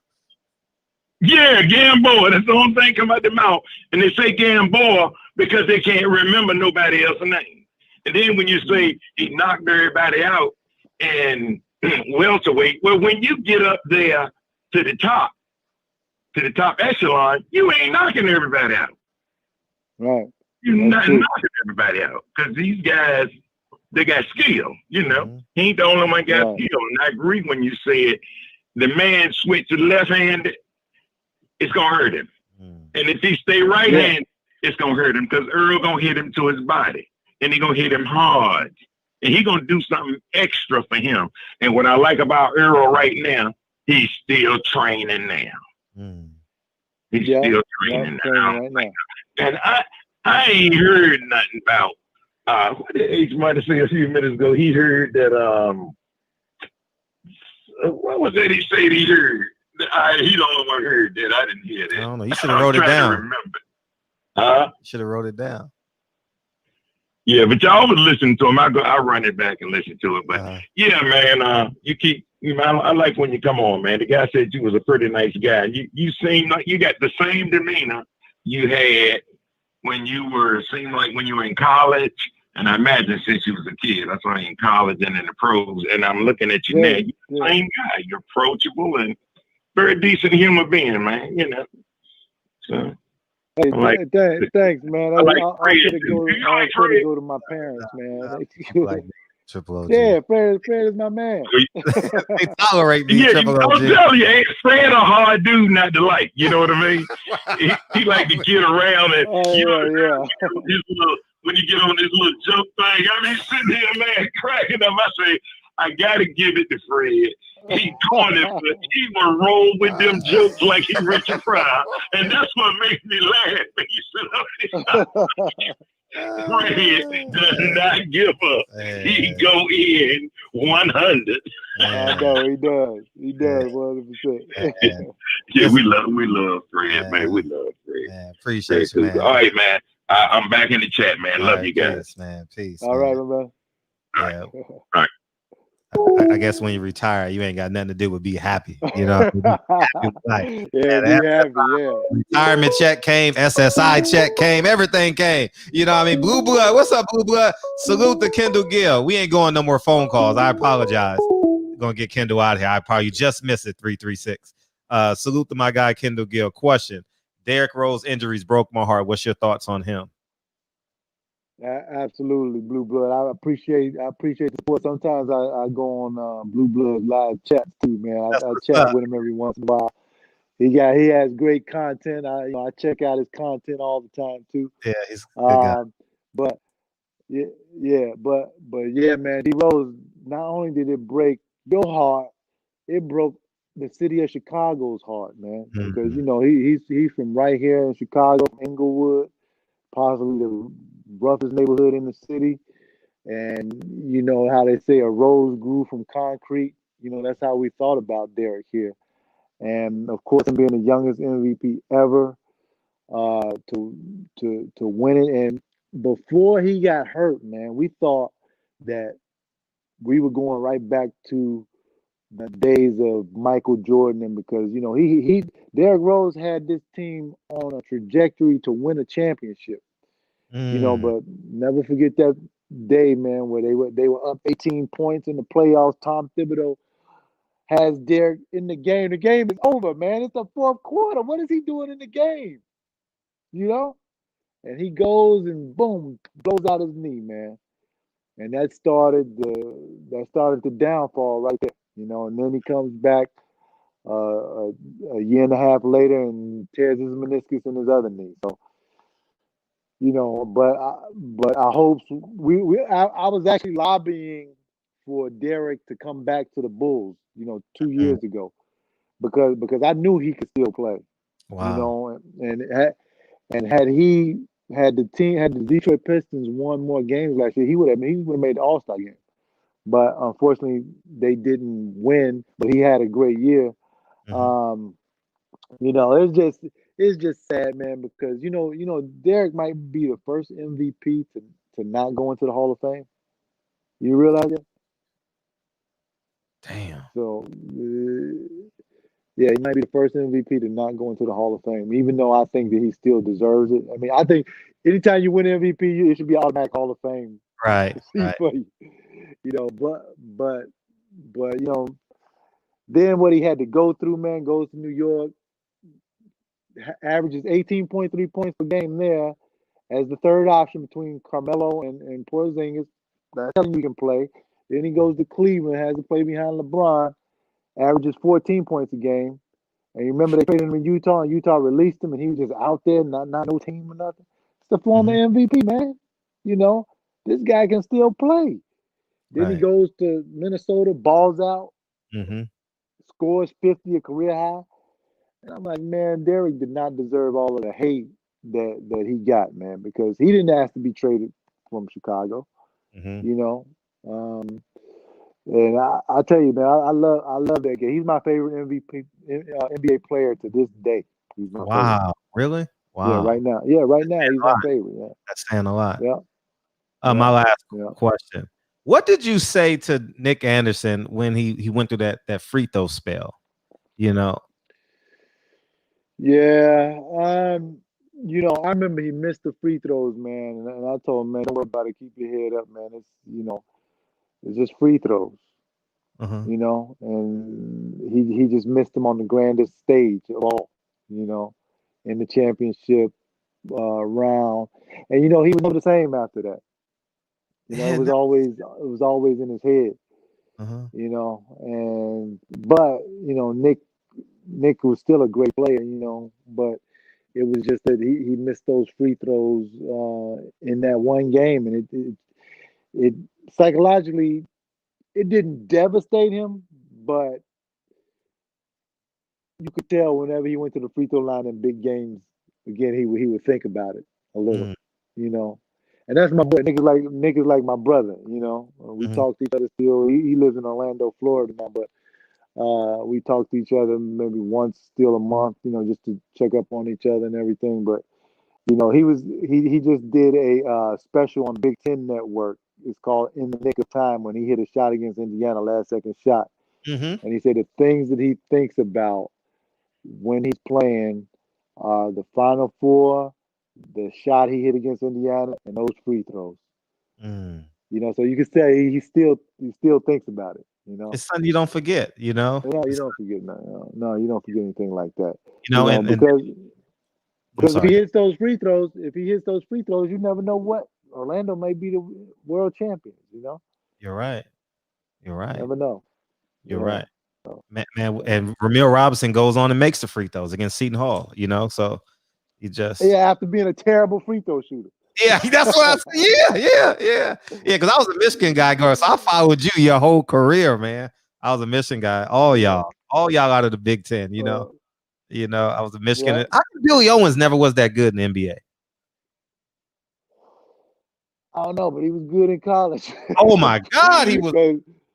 God, he was good in college. Because we played against him. We beat the Syracuse Orangemen to go to the Final Four. Billy Owens was a sophomore on that team, man. He was tough, man. Mm-hmm. He was decent in the pros, but he just wasn't, he wasn't what we thought he was going to be. I believe he was the third pick in the draft. Third pick. But he was a third. Yeah, he was the third pick in the draft. Warrior. But he was. Gonna say what, but he still did well, but not to the level we thought he was going to do. Yeah. I liked him in college. I liked all y'all. Big Ten, Big East, Big Ten. Yeah. I had it popping, man. Man, we appreciate you spending some time with us tonight, man. Yeah, man, it was totally fun. Hey, man, I appreciate you having me, man. Yeah, I appreciate you having me. Anytime that I come on, I love talking to everybody and talking boxing, talking basketball. What I do. Yeah. Right. Good luck to the Bulls, man. Hopefully y'all make the playoffs or something this year, man. At least I won't be tied going into the playoffs with Tom. Well, in my humble opinion, I thought Tom Thibodeau, man, he takes the rubber off the motherfucking tires, man. Damn. Yeah, man. You don't have no tread on your tire after season with him. Yeah, my God. He with the Knicks now. I'm like, Jesus Christ, man. But he run those boys ragged, man. Yeah, they young enough. They gonna be tied by game 60 though. So but we appreciate you coming on, man. Thank you so much for coming. Oh, I forgot to get DB in. Oh my God. Oh man, you forgot to get up? Yeah, you got 5 minutes. You got 5 minutes. Thank you, man. Oh, I was having so much fun with you. I forgot to bring in DB. Damn. Thank you, man. I appreciate DB. Call in, man. I completely forgot, man. I was having so much fun with you, man. DB is my man in LA, right? He practiced jiu-jitsu and all that, right? Yeah. I remember. Yeah, DB, call in, man. My apologies, man. I was rocking with you, man. Yeah, man. How about Derek Coleman? Someone asked about Grant Hill and Derek Coleman. Yeah. Go ahead.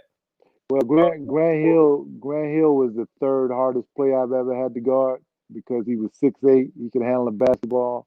Had a great mid-range game. He had a great crossover dribble. Mm-hmm. Yeah, he did. He had a great crossover dribble, and he looked like a quiet boy, but Grant got some dog in him. Right. A lot of people don't know that, but he does. He got a lot of dog in him. Right. DC, Derek Coleman is my man. I love Derek Coleman when we came out, and he and his wife. I'm friends with he and his wife Gina. They live up in Detroit now, and we stay in contact. So DC was a handful, bro. Yeah. I know. 6'10" southpaw could do it all. Yeah, missed some free throws too. 85. What it? Well, you know what though? Syracuse, man, they were known for missing free throws. Yeah, how come we never made free throws, dog? We play zone. How come we miss free throws? We play Syracuse is my number one team than Michigan. So I'm like, how do we miss free throws? How does Matt Rowe miss free throws? How does Matt Rowe miss free throws? Give me a break, dog. You got one job and one job only. God, man. Hey, look, Stevie Thompson missed him. Sherman Douglas missed him. Oh man, I get on Stevie Thompson because his son was in high school ball, so I see him maybe once or twice a year, and I get on him about that. Man. Oh, you do? Yeah, man. God, that was a couple years ago. What's up, DB? Oh man, shit, chopped liver over here. You know how chopped liver is in Los Angeles. Kobe fan, man. Kobe fan. What's up, KG? Hey, what's up, DB? Oh man, I'm feeling halfway decent, man. I'm gonna feel better after. So let me get to this real quick. All right. So, in your eyes, Michael Jordan's the greatest of all time, right? Yes, no, maybe. NBA player of all time. I got Kareem as the greatest of all. I got Kareem as the greatest of all time, but I got Michael as the greatest NBA player of all time. Okay, I'm rocking with you. Okay, so Michael Jordan's the greatest NBA player of all time. Okay, and where do you have Kobe Bryant? Mm-hmm. Say again. Kobe's in my top 10. He's in my top 10. Top 5 or just top 10? Top 10. Okay. And who's the closest thing to Michael Jordan? You say Kobe, right? Yeah, Kobe. Yeah, I'm just trying to figure out the logic of Michael Jordan's number one NBA player of all time. Kobe's the closest thing to Mike, but Kobe's not number 2. I'm just trying to find out. But I go by position. You see what I'm saying? If you're in my top 5, I got a 2 guard. That's Michael. I got a point guard. That's Magic. I got a small forward. That's LeBron. I got a power forward. That's Tim Duncan. And I got a 5. That's Kareem. You see where I'm going with it? Yeah. It's like the pound for pound. Everybody's got their own version of it. I got you. I understand. One of the brothers in the chat was asking, are you coaching right now? No, man, I don't want to coach. No, I don't want to coach. I coach my son, but and I don't coach his team. I just train him. But I can't. Honestly, bro, I can't deal with players' egos and attitudes. My temper is too. I got a temper. I can't deal with players like that. So. I understand. There's some players that have been to the barbershop here before, and some guys we have some close ties to. What's your relationship like with Odin Polynice, John Sally, or Reggie Theus? Oh, Reggie, man, Reggie, he, when he was playing with the Bulls, and I've told Reggie this story many times, but I used to tell my father, Dad, cut my hair like Reggie Theus. I want the Reggie Theus haircut. Cause all the ladies love Reggie, man. All the Man, ladies used to love love Reggie, Reggie. man. Yeah, So yeah, so I was like, yo, I got to get the Reggie Theus haircut, man. yeah. You know, and as far as John, I played many years against John, and real cool guy. Olden Polynese, I played a number of years against too. I don't know those guys really well, but all seem to be cool to me. And all of them, even and once we retire from the NBA and everything, we actually become closer friends. Wow. We become cool. We become cooler. Because we're not competing with each other anymore, but we know we are threat. So Right. It becomes about life, not basketball. Yeah, understood. I want to switch real quick and talk about some MMA. I know you've been keeping up. Well, last time we talked, you said you were keeping up. Are you still been following? Oh yeah, I follow. Okay. Francis Ngannou and Stipe Miocic. This fight's was supposed to happen in December and then to January to March, and they're still moving it. But eventually that fight's going to happen, that rematch. What do you think about that? So, I couldn't hear you 100%. Francis Ngannou versus Stipe Miocic rematch. Oh, okay. Ngannou's the African brother, right? Yes, exactly, from Cameroon. I got him, because I love his skill level. I think he's a little bit bigger than Miocic, and anytime you face somebody in a rematch, that means that they coming back with more information about you. Okay, and that's why I think he's going to win this time. What do you think? Yeah, I believe the same thing. I believe in that first fight, Francis was really green, even though he had a great record. He was knocking a lot of guys out. But he started training with Dewey Cooper. He did some sessions with Floyd Sr., Teddy Atlas even. So he's worked on his boxing, some of the technical parts of his boxing. He added a kick in there and his takedown defense. I don't think he's going to take anybody down to try to submit him, but I think if he can, sprawl and brawl, I believe he'll be the heavyweight champ after this fight, and he can probably hold on to her for a while. I think the only other person that may have a shot at beating him is Derek Lewis because his hands are really heavy. But other than that, if he can keep because his hands are heavy. Yeah, you're right. Now, let me ask you a question. Are we gonna get the fight between Israel Adesanya and John Jones Bone? All right, so that was one of my questions. You read my sheet, huh? The fight will likely happen because Israel Adesanya wants the fight to happen. He fought as a kickboxer, as a heavyweight. With him being smaller in size, kind of like Deontay Wilder is giving up 20, 30, 40 pounds to guys that he's fighting. So Israel Adesanya kind of has that same thing.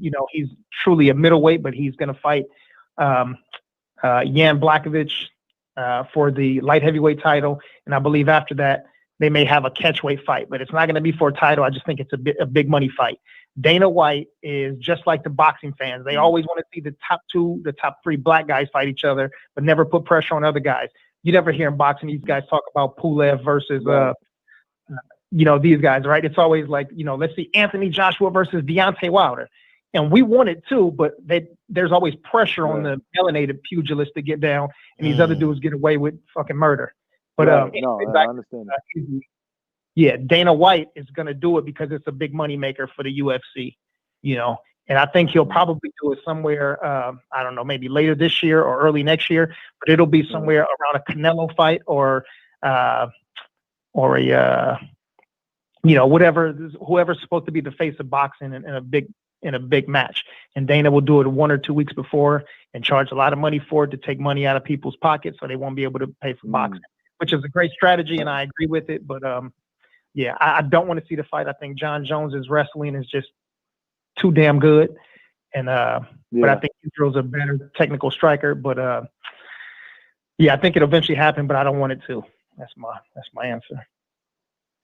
Yeah, I mean, that's a great fight, and I feel the same way about the fight as you do. I think Jones is just like the classic a good big man will beat a good little man. That's the way I look at that. Yeah. You know, so I agree with you. So unfortunately, and I love Israel. I love his style. I love his confidence and everything.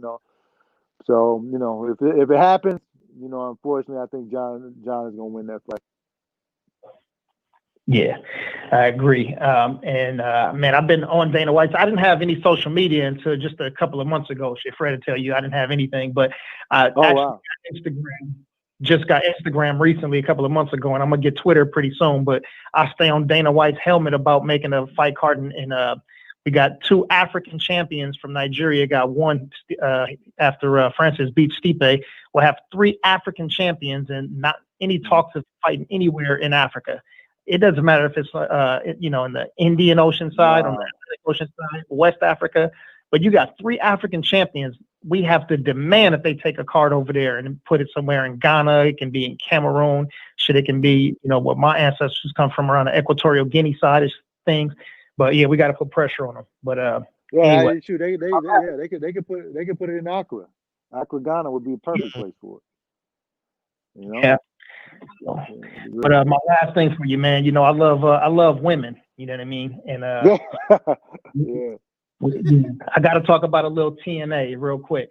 So I don't watch television now, but just in social media, television, singing, R&B, who's the hottest chick out right now?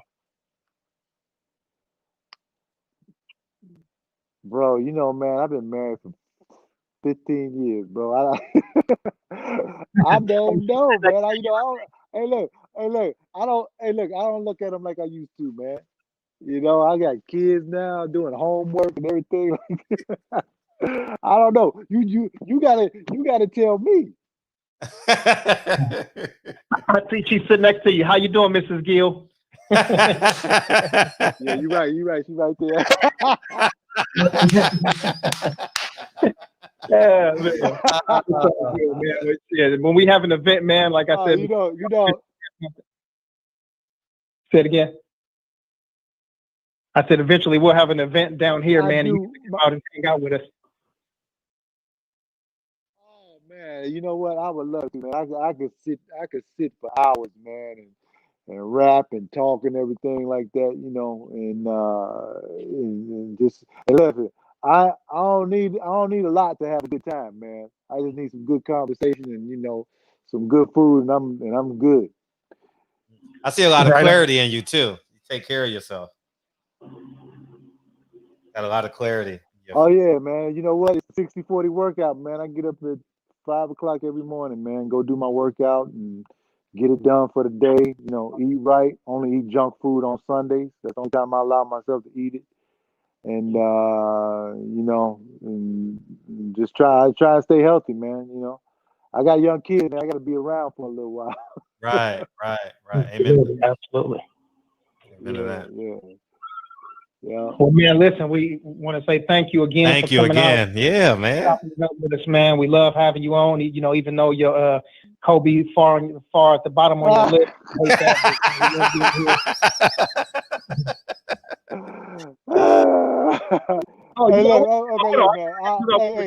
I'll put Kobe at number 6 for you. Okay, is that good enough?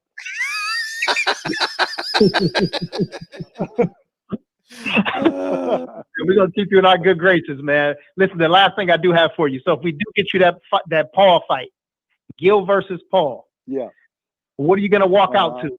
Your walkout song. What are you gonna walk out to? You know what? I like this song by Drake and DJ Khaled. I forget what the hell it's called, man. Damn, it's right on the tip of my tongue too. I was just playing it a few minutes ago, man. I forgot what it's called. They'll put it in the chat. Damn. Yeah, put it in there, man. It's called Pool. I don't know what it's called, man, but I like it a lot. No, don't worry. It's gonna happen. It's gonna happen. You don't like Drake though. You don't like Drake either. See, I'm a Drake fan. He don't like Drake. I like Drake, man. I like Drake. You know what I mean? You don't like Drake and DJ Khaled, man? You don't like Drake at all, man. They be on me. No, if you go walk out to some R&B, you might as well put on some Anita Baker. Oh, hey. Desmond Bishop just chimed in, man. Desmond Bishop. He he played for the Green Bay Packers. And he said, you familiar with it. He says, I'm late to the convo. Gill versus Paul can fight on Black Pride. It'll be lit. He has his first fight is March 5th or March 6th. And he's having his first card, and it's basically similar to what they did at Thriller. He just added more sauce to it. Mm-hmm. Oh, definitely. Yeah, I gotta tune into that, man. Yeah, tune in. March 6th is his card. I'll remind you. I'll be advertising on my channel, so I'll remind you. Yeah, I love to see it, man. Mm-hmm. Sure. Yeah. Most definitely. Yeah, hopefully my man will stop running. Yeah, come to fight somebody that give him some competition, man. Facts. Know, stop fighting people that you got a guaranteed win against. Right. You know? Yeah. So believe me, I'm training right now every day, man. You know, because I really want to fight that dude. You know, we'll see what's happening. Stop by Blue Bloods and go on his live in the middle of the day. I will. Yeah, stop by Blue Blood and just call. He'll beam you in. Yeah, he'll beam you in, and we'll do it that way too. Yeah, for sure. I'm gonna do that, man. Yeah, for sure, man. You know, We try and get this thing some juice, man. Yeah, we with it. I'm going. Yeah, thanks a lot, man. Yeah, it was fun. It was all right. Cool. I appreciate it, man. Give them hell. All right. All right, fellas. Y'all appreciate y'all you. Take it easy. Now I gotta make my wife mad. I gotta go up here and do it. but that's a good problem. That's a good problem to have. That's a good problem you have. You know what I mean? You might get lost going. You might get lost in your house. You know what I mean? All right, y'all take it easy, man. Appreciate you. Thank you. All right, peace.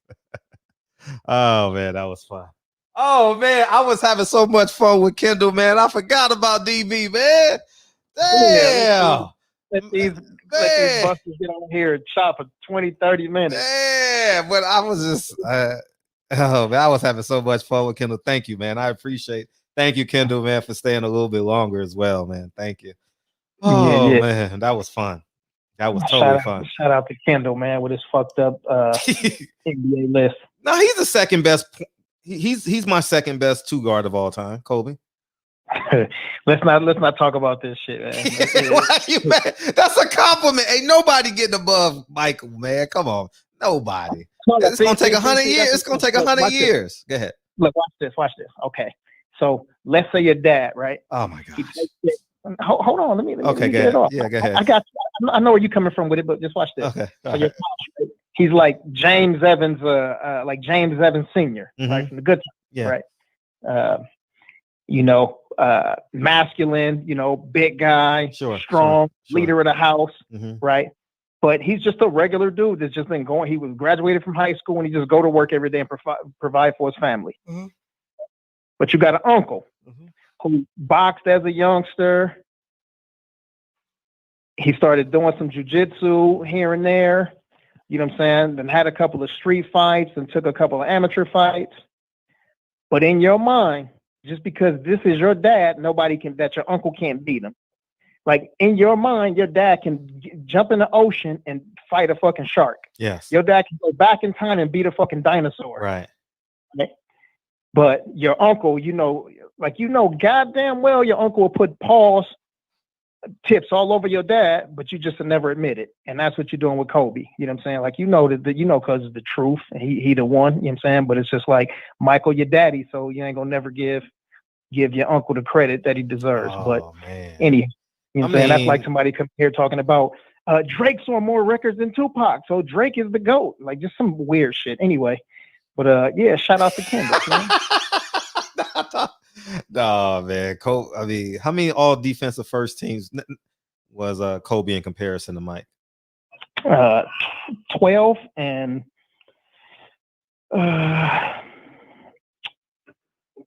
anyway, man. I know Steve Nash stole one from Kobe. Kobe could have won MVP. Should have won 3 or 4. 2003. He could have won one in 2007. He could have won one 2008, 2010, and possibly in 2011. You know what I'm saying? But, you know, it was big hate on Kobe because they just didn't like the dude because of his, I'm doing the air quotes, his fucking arrogance. But now all of a sudden it's a cool thing for motherfuckers to be arrogant, right? They didn't like him for his confidence. You know, then they hated on him again when him and Shaquille O'Neal supposedly had some friction. You know, then he had the Colorado shit come up, and it was just a whole bunch of things that kept giving people the reason to be like, I hate him. Now, you and I both know that being in LA, the Lakers are the most hated team, like, throughout the history. Maybe not this year or 5 years ago, but just throughout history, Lakers have been the most hated team in the fucking NBA. Yeah. Right. There's some people from Detroit right here. They're going to be like, no, it was the bad boys. I'm not talking about for a 5-year period. I'm talking about from the 1940s through today. The Lakers have been the most hated team. Right. And if you got a star on that team, I mean, people are just going to hate them naturally. You know what I'm saying? But, you know, so they took some MVPs that Kobe should have had. And we all know it. Yeah, oh, yeah. I definitely know that. Like, Steve Nash definitely shouldn't have gone back to back. You know, Kobe has a soft spot for Angelinos, man. It's a soft spot. And man, I could be in Sand Hill, Belize, and Kobe would have been the same thing. Man, I could be in Bluefield, Nicaragua. Kobe would have been the same thing. It's different. It's different living in LA. Hell no. Hell no. Okay, you know how many superstars you got to go to get the Kobe in another country? Because you got to keep in mind, you're going to be asleep when Kobe playing. Okay. Did you see when Kobe Bryant went to Rutgers Park? Do you remember that? Yeah, I remember that. They called him Lord of the Rings. Yeah. Right. That's right. Obi-Wan Kenobi. Right. So listen to the commentary. Listen to the announcers and everything. They said it ain't never been nothing like this before. Like, this dude is so respected that he goes to a place like in New York and get that sort of like applause and be revealed the way that he was. Yeah. So you can't tell me if I was somewhere else that I wouldn't feel the same way. And keep it a buck, he did the same thing to the Drew League. He did the same exact thing in this city.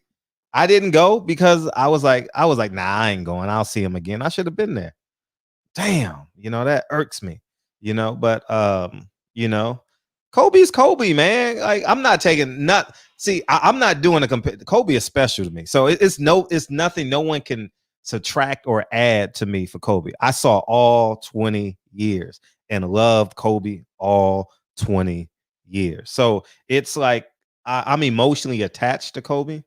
And personally, I don't even care. For me, for real, I don't even care that Jordan is better. Don't care at all. I just thought about something. You said if I was somewhere else that I wouldn't see it. Kobe Bryant's the biggest thing in China. No, I know that, but what I'm saying is I wouldn't watch it. Yeah, but you got a job. You got a job. You got a family to take care. I'm just talking about the average life. Like it's like me. When I came to California, I couldn't believe football came on in the morning. I couldn't believe I didn't understand that. I thought Monday Night Football came on at midnight. That shit came on at 5 o'clock out here. I couldn't believe it because in the East Coast, I couldn't watch it because I had to go to bed. When I came here, the shit came on at 5. So like your whole TV experience, your whole live TV experience is different. It's like hard for a Pac-10 team. Excuse me, now it's Pac-12. Pac-12 guy to win the Heisman. All the Heisman voters asleep. They didn't see McCaffrey kill at Stanford. I thought McCaffrey was the Heisman Trophy winner that year. You know, so I mean it's the West Coast bias is the time zone, you know, and it's I'm talking about on a macro level. Maybe you as an independent, maybe you can do that, you know, but you know, it's and that's the reason why in recruiting too. Big Ten, what's the first game you see on Saturday? Big Ten. Michigan. The first when you cut your TV on ABC, what's the first thing you see? Big Ten. ABC? Yeah, that too. You get what I'm saying? So it's ABC fans will always beam, yeah. Always beam Bryant. You know what I mean? And Desmond went through it. You know, he went through it. I wasn't a great athlete like that. You know, I was good enough. I finagled my way and got a scholarship and all that, but you know, I wasn't a great athlete in college. I was in high school. So, But that's just the it's just it, man. West Coast is always gonna be short, you know. It's like, you know, it's just it. Yeah, go skiing in the morning, go snowboarding in the morning time, and then come down off the mountain and then ride your bike down in the sun and then go surfing a little bit. I know that's listen, my whole day would end. My whole day would end. I literally would watch USC versus Stanford. That game ends at 9:45. I'm in Century Club at 10:30. Then I got a whole day, a whole fucking day, a whole day, and I still get to go to the club. It's a different life. It's a different life. It's a different live experience. Like I never watched Monday Night Football when I was in New York. Never. It became a part of my life, even though I was a young kid, but I was still addicted to sports. It became a part of my life out here. So it's a different, like 10 a.m. I couldn't believe it. You know that. So it's, I mean, it goes both ways, you know. So yeah, shout out to Hustlers Home. Hustlers Home said, I'm from North Carolina and I think Kobe is the GOAT. You know what I'm saying? And my brother Philip H. You know what I'm saying? Like it's I could see that, man. If I definitely could see that. If Kobe would have campaigned a little bit like his last 3 years, I think he would have had a bigger effect on the consciousness of people who watch basketball. You know, because I got him. See, like I know Kobe, so I'm not shunned off by a man's confidence and or arrogance. I'm not shunned off by that. And so I admired him the whole way through. So, but he wasn't a communicator. He became a better communicator his last quarter, his last 25% of his career, you know. So quit saying that. Quit saying that. No, I'm being no, you say he became a better communicator. Yeah, better. You know what I'm saying? Better. He also you got to think about this. Yes. Think about this.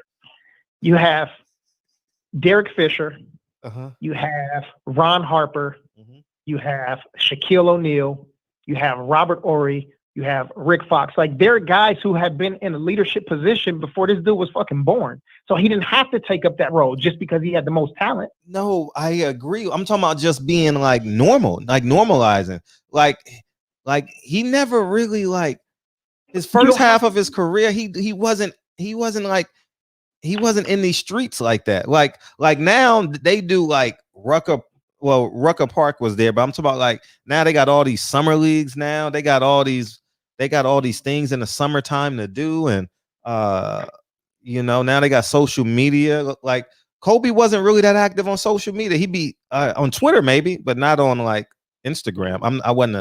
I wasn't on Twitter much, but I would see his tweets on my Instagram.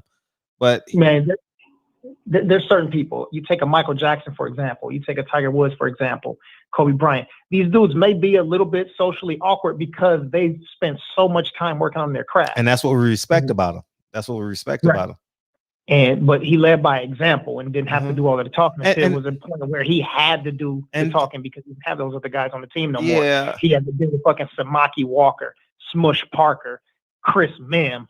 Give me a fucking break. Yeah, I mean, it didn't subtract from his greatness though. Kobe was great. Brian Cook. I mean, Devin George. Man, it didn't. Devin George was a key component, by the way. Devin George was a role player. Yeah, he was important though. He was important. I mean, Kobe got to rest 10 minutes, right? Kobe got to rest 10 minutes. Damn. If Devin George scored 25 points, we'd be pissing our pants. Yeah, man. Yeah, he was a role player, but. Shit, why you didn't say the same thing about Kwame Brown, Samaki Walker, Smush Parker? Come on, man. Smush Parker was a good player. Smush Parker was a good player. I like Smush. But I mean, yeah, it's not, nothing compares to Kobe. And because we literally saw his first shot and we saw his last, it's different. It's different. For me, it's different. Like I'm emotionally attached. I'm more emotionally attached to him than I am Patrick Ewing. You know, and Patrick Ewing was like a god to me. You know what I mean? Like, you know, so yeah, Stanislav Medovinko. Oh, he didn't. Shannon Brown. How about the non-dancing Mark Madsen? You know, he carried a lot of people now. I'm not mine. He carried a lot of people. About it. So the times when people were like, well, he didn't win MVP because the team didn't do great that year. Look at the fucking people he got on his team. That doesn't take away from it. I mean, it doesn't take away from it. I'm talking about championships and team. No, but it did take away from it. Yeah, I get that. People use the MVPs in their argument. Like, no matter what you say, the guys are going to come up with something else. So Kobe had to win 7 championships, and he also had to retire or leave the game for a certain amount of time and then come back. And he had to, you know what I mean? Like, it's all the bullshit that's involved. He had to win 6 MVPs, and he had to win 6 MVPs in the finals. Like, it's just no fucking winning with some of these fucking weirdos. You know what I'm saying? But anyhow, yeah. Yeah, I mean, I'm not taking away from Kobe. I don't even think it's. I mean, Mike is Mike, man. Mike is Mike, man. Mike is, in terms of just basketball, Mike is Mike. Shit. Yeah. Kobe was special, though. Kobe was special. Is Florida further south than Texas? Yeah, it goes a little further south, huh? Yeah, yeah. I mean, it's just not even. I mean, it's comparable, but it's not Mike. And I'm a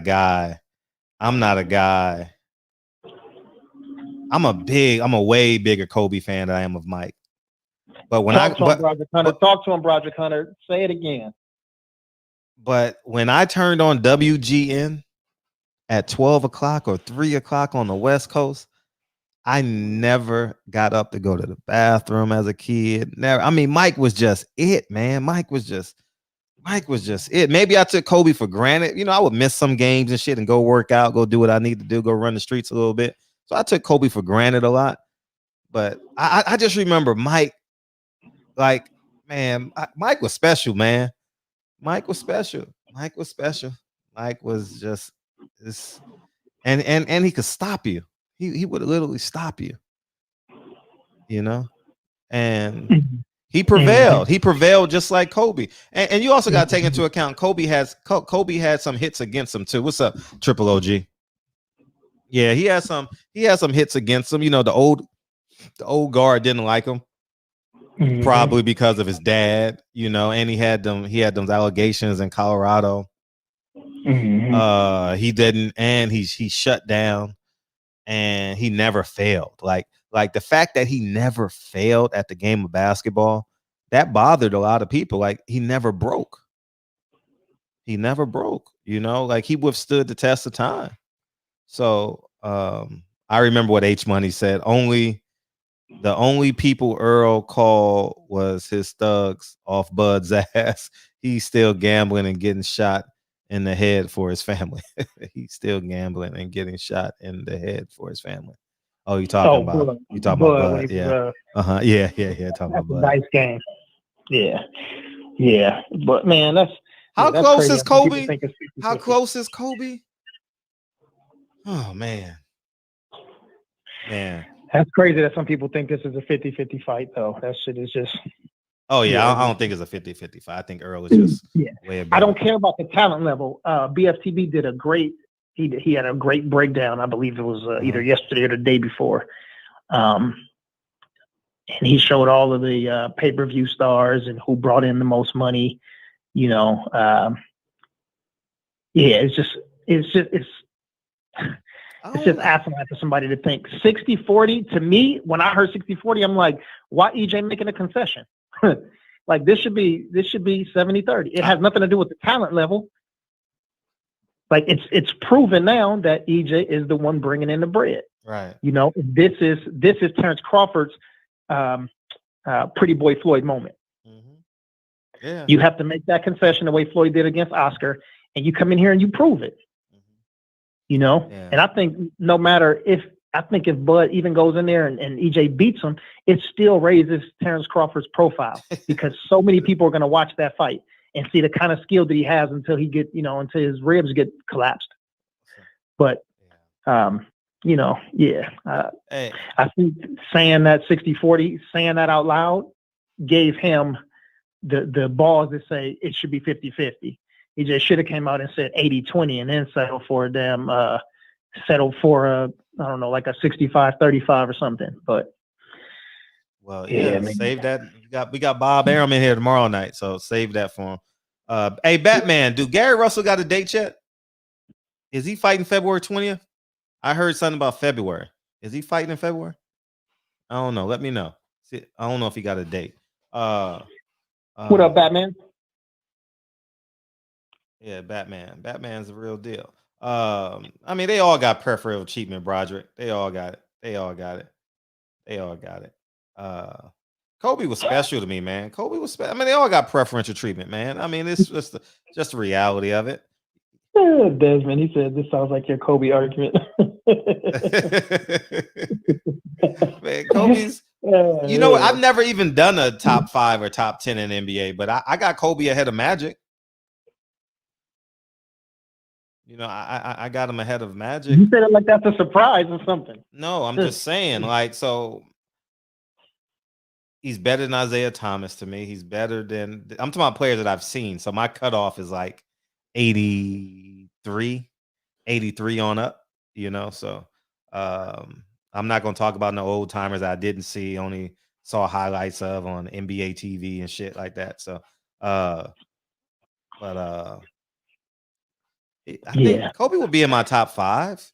Kobe will be in my top 5. Kareem will be number 1. Number 1 and number 2 is already locked in. So it'd have to be 3, 4, or 5. Wait, you see how you just said that? You see how you just said that? You see how you just said that? You would say the same thing. You would say the same thing. Number 1 is already Kobe. You would say the same thing. No. But I didn't say that. Listen to what you just said. You said 1 and 2 are locked in, which means no matter what LeBron does, there's no way he can. No, he got time. He has time. LeBron, hey, if LeBron plays 22 years. But you didn't say that, Fred. You just said 1 and 2 are locked in. Yeah, because of, I mean, we're talking about January 11th, 2021. LeBron ain't top 5 yet. To me, I don't think he's top 5 yet. I don't think LeBron is top 5. Man, you switching up more than age money. I'm not switching up. I'm telling you the truth. I got to really sit and think. Because you still got Tim Duncan out there. Whew. Like it's hard, man. But I would, yeah, Kobe's there. Is Tim Duncan, who's better, Kobe or Tim Duncan? Man, quit playing. No, I'm being dead ass. Like we talking basketball. I'm finna slide down Kershaw real quick, man. You gotta quit playing. I'm having a real conversation. Who's better, y'all? Don't lie. Tim Duncan or Kobe Bryant? Man, come on, man. I'm finna box somebody right now. Tim Duncan was a bad son of a gun, man. Yeah, okay. All right. Let's see. Kobe was probably better. And damn, Hakeem is probably third of. I mean, damn.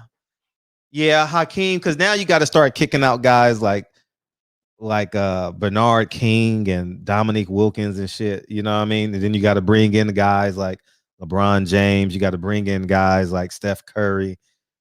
Like that top 50. No, I think Dominique is still in there, top 25. But he just, man, I mean, he was good, but he was okay. And then you got guys like Tim Hardaway. Tim Hardaway was a monster.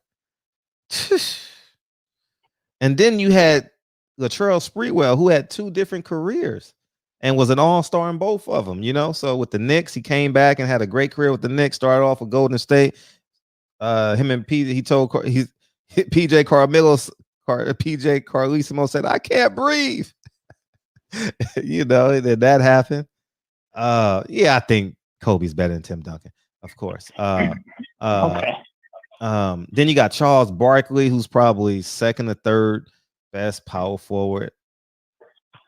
Is Charles Barkley better than Kevin Garnett? Karl Malone is probably like 4th, even though he scored a lot. It was very structural there. Man, that's those 3. That's a good argument. Karl Malone was a better scorer, but Karl Malone always had John Stockton to give him the peel. You know, yeah, but he was a spot player. I understand. I'm just making an argument for the 3. I think a young Charles Barkley probably a young Charles Barkley was probably better than the three, but as Charles progressed, he had weight issues, and he did the best he could when he was in Philadelphia, but it wasn't much. He especially after the OGs left, Moses Malone and those dudes. Kevin Garnett, he was a phenomenal player, but he didn't do shit when he was in Minnesota. He didn't win anything. He won MVP. He won MVP. No. I'm talking about he didn't win. He didn't win. Man, a lot of people didn't win. Barkley didn't win. Hold on. I'm making an argument for all three of them, Fred. Okay. I wasn't saying one over the other one. Right. I was just saying that this is a part of the argument. Kevin Garnett didn't win a championship, just like Karl Malone, just like Charles Barkley when he was in Minnesota. He didn't win anything until he got over there with the big three, aka the big four. You still got Clyde Drexler out there. You still got Joe Dumars out there. God damn, Joe Dumars, he was the Finals MVP. I mean, out of McNeese State, he was a bad son of a gun. He just didn't do media well, but you pencil him in 17, 4, and 3 every night. And he's gonna be first or second team all defense. So shit. Damn. Yeah. And then you got the unsung heroes. You got Alvin Robinson, you got Ricky Pierce. Shit. And those are like second or third tier guys. Shit, man. Lonzo Mourning, where do you put him? In Miami? Yeah. And Vince Carter. You got Vince Carter and Tracy McGrady. We ain't even say they names yet. Sure. Vince Carter was a bad motherfucker. Bill Cartwright was a bad son of a gun. Rasheed Wallace was a bad man. I mean, the list the hits just keep coming, man. We ain't even say Scottie Pippen yet. We ain't even say Dennis Rodman yet. Otis Thorpe, he was Mr. Consistent. You know what I mean? Yeah, man. He had Atlanta and Houston, right? Otis Thorpe. No, that was Kevin Willis. Kevin Willis. Yeah. They were kind of the same. Yeah, a little bit. I trained Kevin Willis for a session too. Did you? Yeah, that's a strong dude. Yeah, I bet. Sean Kemp. I mean, shit. I mean, the hits just keep coming. NBA got some. Damn. They're gonna have to make the Hall of Fame bigger. AI. What's up? Y'all keep leaving off AI. No, we had a conversation about AI earlier in the chat. Damn, AI. Like he's not even the top 10. Yeah. He's not even a top 10 of this era, but he's one of the first names you think of. That's scary how great Allen Iverson was. He's not even in the top 10, dog. Yeah. Sheesh. He's gonna be in top 10 in some people's top 10, but I don't know if he'll crack my top 10. But I loved him. Vince Carter. Batman said something about hold on. Oh, I totally missed it. Did Gary Russell get a date? Right, he said something. I'm trying to. Thank you. I'm glad. I totally forgot. I got stuck on the basketball. Hold on. He said something about. We didn't even say Ray Allen. God, Ray Allen was the greatest shooter of last generation. Let me see. Eddie called for Josh Warrington in the unification math for bullshit money, but he declined it. Hold on, Batman, can you say that again? He said Eddie called for Josh Warrington in the unification math for bullshit money, but he declined it. Oh, Gary declined. Well, I don't know. You got to use names so we know. We ain't even say David Robinson. Oh my God, the Admiral. So real quick. I mean, tell me, David Robinson is the sixth or best center, sixth or seventh best center of this era. Shaq, Hakeem. Who else? Nah, he's probably third or fourth. Shaq, Hakeem, Patrick Ewing. Is Dave Robinson better than Patrick Ewing?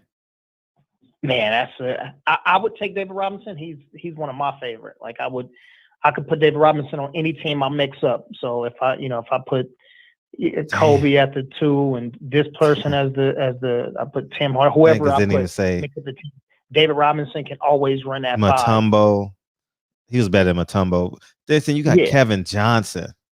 We didn't even say Tom Chambers or Kevin Johnson yet. Oh man, Kevin Johnson. Robinson is actually one of the most. Kevin Johnson put some years together, man. That was unbelievable. David Robinson is one of the most underrated. He could score, and he could score big points. He scored 70 in a game before. He played defense. He blocked shots. He got rebounds. And guess who he scored that 70 on? The Clippers. The Clippers. And what game was it?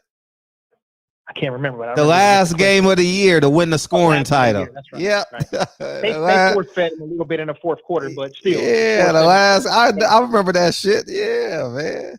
Hey, Batman caller there. He wanted to call in. Yeah, give us the scoop, Batman. Okay, man. Vernon Maxwell. Damn, dude. Sleepy Floyd. Y'all didn't even say Sleepy Floyd's name. Yeah, Fat Lever. Alex English. Kiki Vandeweghe. Oh man, dog. Man, we gonna go down the motherfucking. Talk about Sarunas Marciulionis. Yeah, he was good. He was a role player though. Yeah, he was good. How about Larry Nance and Mark Price? Brad Daugherty. Brad Daugherty's got to be. Brad Daugherty got to be one of the best centers of. He's stretching now. It's a stretch now. Nah, Brad Daugherty was a bad man, dog. Get the fuck out of here. It was just that he was an 8th seed every time. It's not his fault. World Be Free was before. World Be Free was before. We're just talking about this era. Dog. Bro, they had Craig Elo. They had Mark Price. These dudes was ballers at the time. And Brad Daugherty, man, them dudes. Come on, man. Come on. Now you hating, dog. Brad Daugherty was a monster. Hating, man. They let the Detroit Pistons. They had the best starting five. They probably had the best starting five in the NBA. Man for man. Hot Rod Williams was the 6th man. They had Craig Elo, Mark Jackson, Johnny Newman. Johnny Newman. Who was the power forward? Johnny Newman, Brad Daugherty, and Larry Nance. That was a hell of a starting five. Yeah, Larry Nance. I think Larry Nance didn't he win the dunk contest. Dunk contest. Yeah. No, Hot Rod came. Larry Nance was from Phoenix. Won the dunk contest in Phoenix. Yeah, Terrell Brandon. Stephon Marbury. I mean, yeah.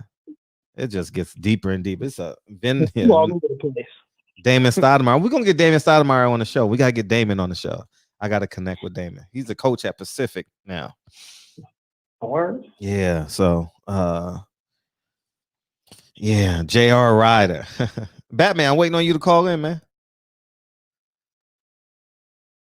I can't, man. I'll never forget Patrick Ewing, dog. Patrick Ewing disappointed me, man, against Indiana.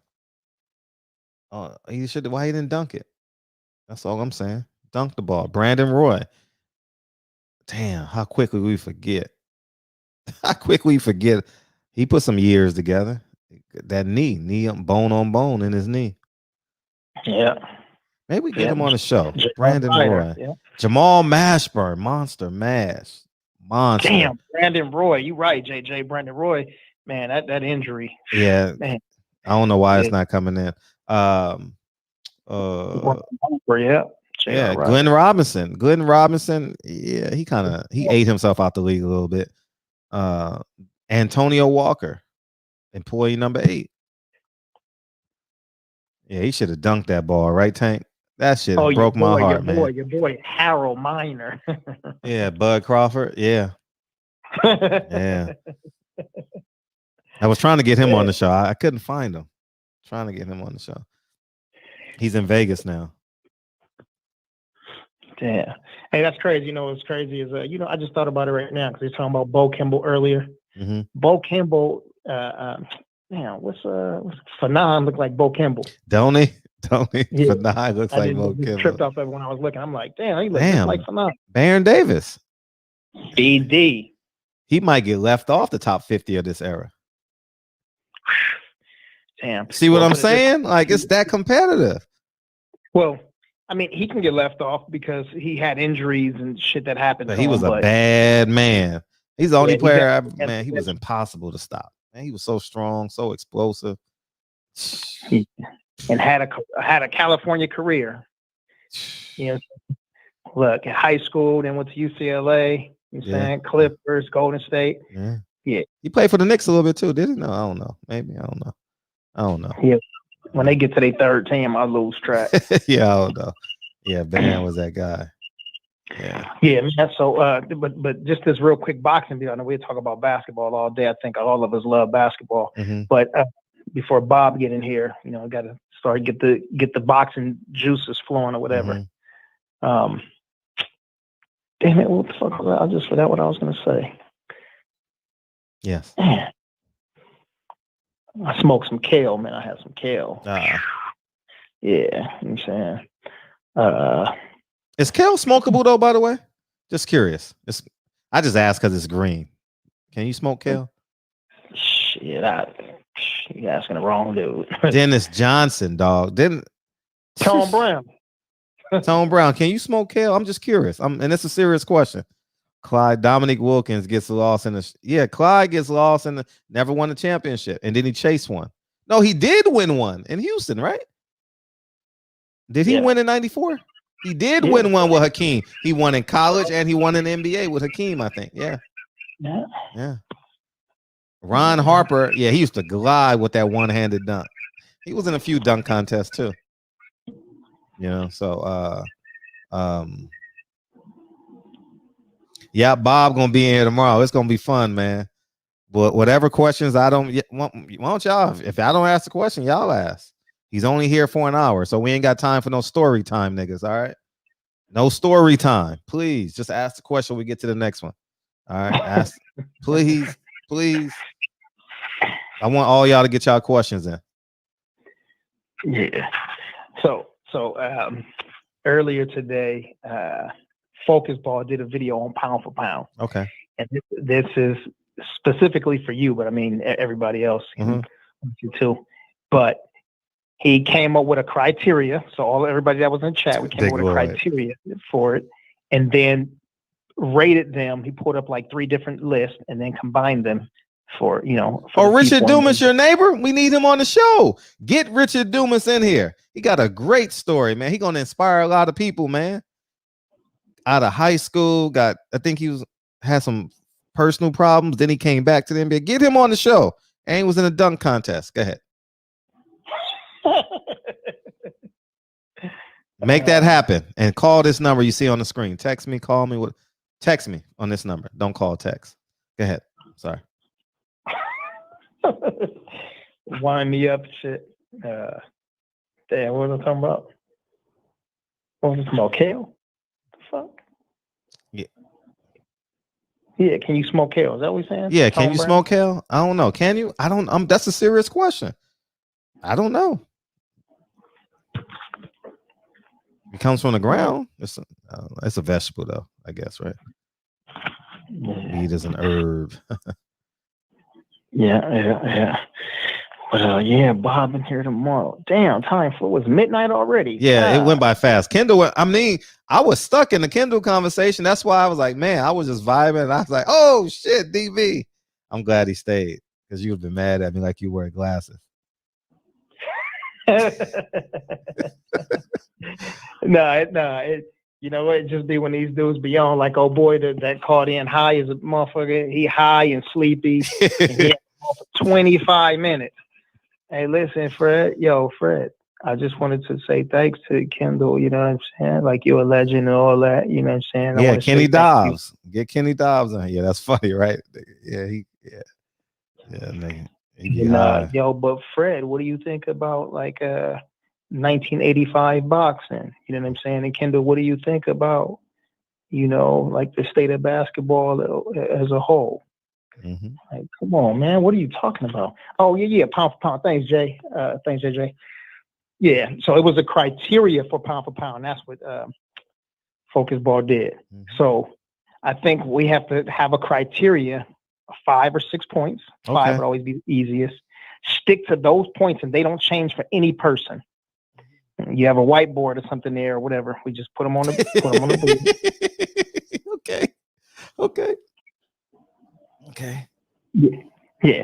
And it doesn't change. It doesn't change for Errol. It doesn't change for Bud. It doesn't change for Gary. It doesn't change for anybody. It stays. The criteria stays the same. I'm with it. But when you see the way he did it, it was real cool. You know what I'm saying? But it was like a certain point for certain things. So, but everybody's got to come with the criteria. This chat is obviously much bigger, so we can't do it that way. Just, it's like the first 10 or 15 people who respond, we just use their answer. Mm-hmm. Add something right there, right? Because we can't wait for 400 people to put something in the chat. Yeah, got it. Yeah, somebody for sure. getting quickie, somebody cooking, somebody taking a shit, everybody all over the place waiting to put the answer in. But yeah, I think once we do that, then we can start having conversations that are a little more meaningful in terms of pound for pound, even though it's subjective as hell. You know what I mean? But yeah, I was just thinking about that because Batman came in and I'm like, man, He Gary still ain't Russell, call in. I'm waiting on him to call in. Yeah, The phone line is open. I want to put Gary Russell on my list, but if he didn't avenge his loss to Lomachenko, then he cannot be on that list because that means that his style cannot beat everybody. I forgot I can call people. I gotta get acclimated to that.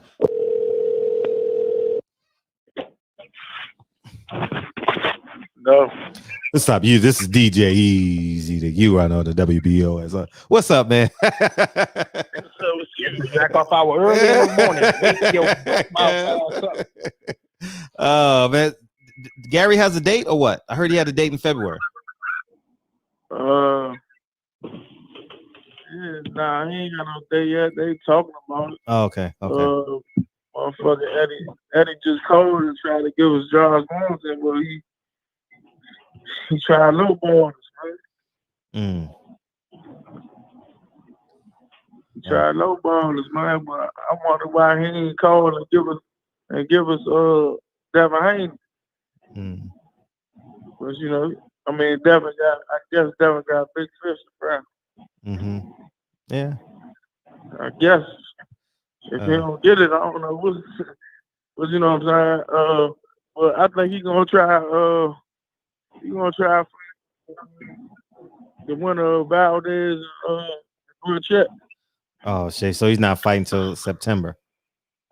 Nah, he trying to fight twice this year. Well, so you're gonna have to fight because Valdez is February 20th. Yeah, that's how I know. He's trying to fight somebody before then. Oh, okay, good. Okay, good. Yeah, you're gonna have to get a date ASAP. It might be John. Okay, hopefully that fight because he'll be able to unify, right? Yeah. What belt does Josh Warrington have? The what? IBF. Okay, cool. Yeah, that'll be cool. We can't get what's his name? Bloodchatter Valdez at 130. At 130, motherfucker JoJo said he trying to run it back. Nah, it's no need to do that. Fuck that. For what? Yeah, there's no need to do that for the fans, but if he trying to run it back and we can't get nobody else. Yeah, but that's still second quarter because he's fighting February 9th or 10th or something like that. Here and at a club or something out here. Yeah, I gotta get Gary in the ring. Yeah, we gotta get Gary back in the shop. Hopefully, when you heard the February, hopefully, hey, you breaking up, dog, Batman. I said we on the E. They said. Nah, I said is we on the show? Yeah, nigga. Oh my God.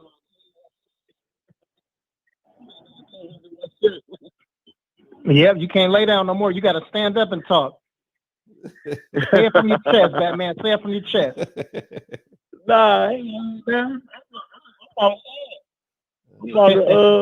gotta go get my son so I can start this school shit recover. Batman be up all night. Yeah, man. I be getting my sleep at too. All right, he got to get a fight, man. So we got to make some fruit got to fall from the tree. So. Yeah, man. Something got to fall from the tree. Yeah.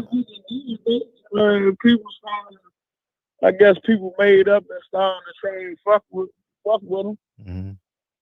You know what I'm saying? So it's looking good for 2021. It's looking real good. Gotcha. It's looking good for Antonio Russell because he might be fighting. Rickard Down. Yeah, he got number one. I saw that. That's a good fight. I know Showtime will pick that one up for sure. Yeah, man, it's looking good for the Russell family in 2021, man. Oh, yeah. So what's been going on with y'all, man? I see y'all talking about this Michael Jordan shit, man. Michael Jordan, listen, man. Michael Jordan is not better than LeBron James, man. I mean, Come and on. I can explain it if y'all want me to. Nah, we don't. Nah, please don't. Don't. It's cool, man. It's cool, man. Man, go back to sleep, nigga. Go back. We caught you at a bad time. We caught you at a bad time, man. I'm sorry. I was watching the show. I'm sorry, man. I'm sorry. We caught you at a bad time, man. I'm sorry, man. I think. I guess they want me to explain. Oh man, you obviously just started watching. You watch basketball when the NBA invaded China. You know what I mean? It's cool though. It's cool. Stop this shit, man.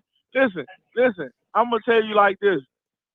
LeBron James can take chicken shit and turn it into chicken salad. Michael Jordan can't do that. This is what I'm telling y'all, man. Michael Jordan needs talent around him to win. So does LeBron. He don't. To win championships. But to get there, he can take chicken shit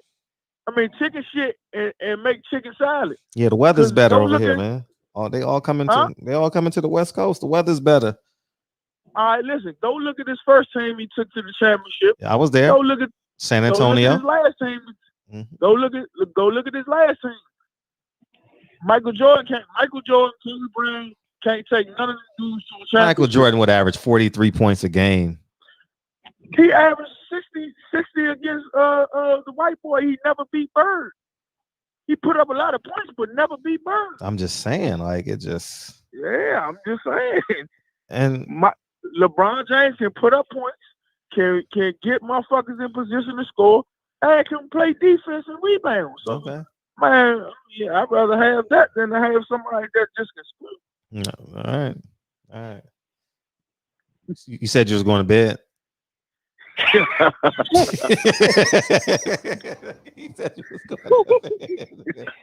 Man, I love you, Batman, but come on, man. We ain't about to have this conversation, dog. Come on, man. I'm trying to keep your credibility high in the shop, man.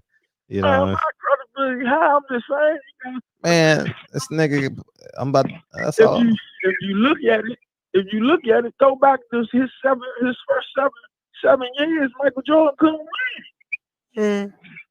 How great he was, he couldn't win.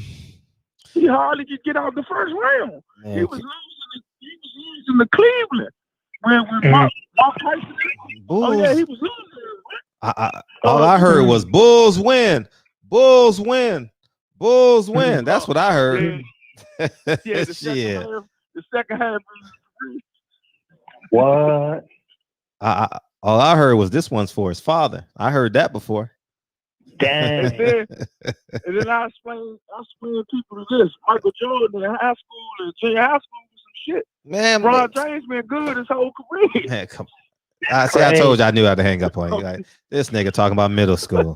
No, I'm just saying. Hey, that nigga could dunk in middle school, man. Damn. Damn, that nigga was touching the backboard. You know, he was double pump tapping in middle school. You know what I mean? For real? Yeah. You know, Michael Jordan got cut, man. He's telling that story all the time, man. Who cares? Yeah, cut, I know. And LeBron James need a haircut. What the fuck?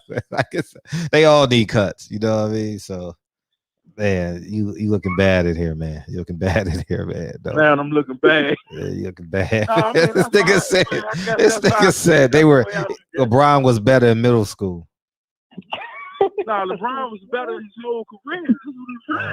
Even at the age now. That nigga was driving a Hummer in the 7th grade.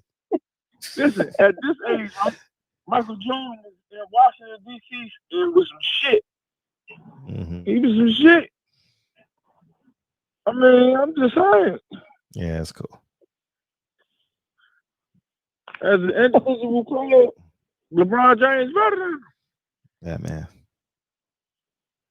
Well, man, I'm gonna go ahead and go, man. Thank God. Thank Like God, you, man. Thank God, man. Shit, this thing. I see you on like my logic friends.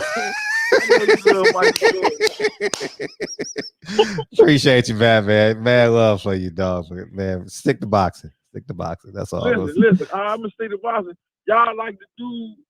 I ain't even gonna get on that, man. What, nigga? I ain't even gonna get on that part of Michael Jordan, man. Y'all like the dude that still that when kids was getting shot over his shoes.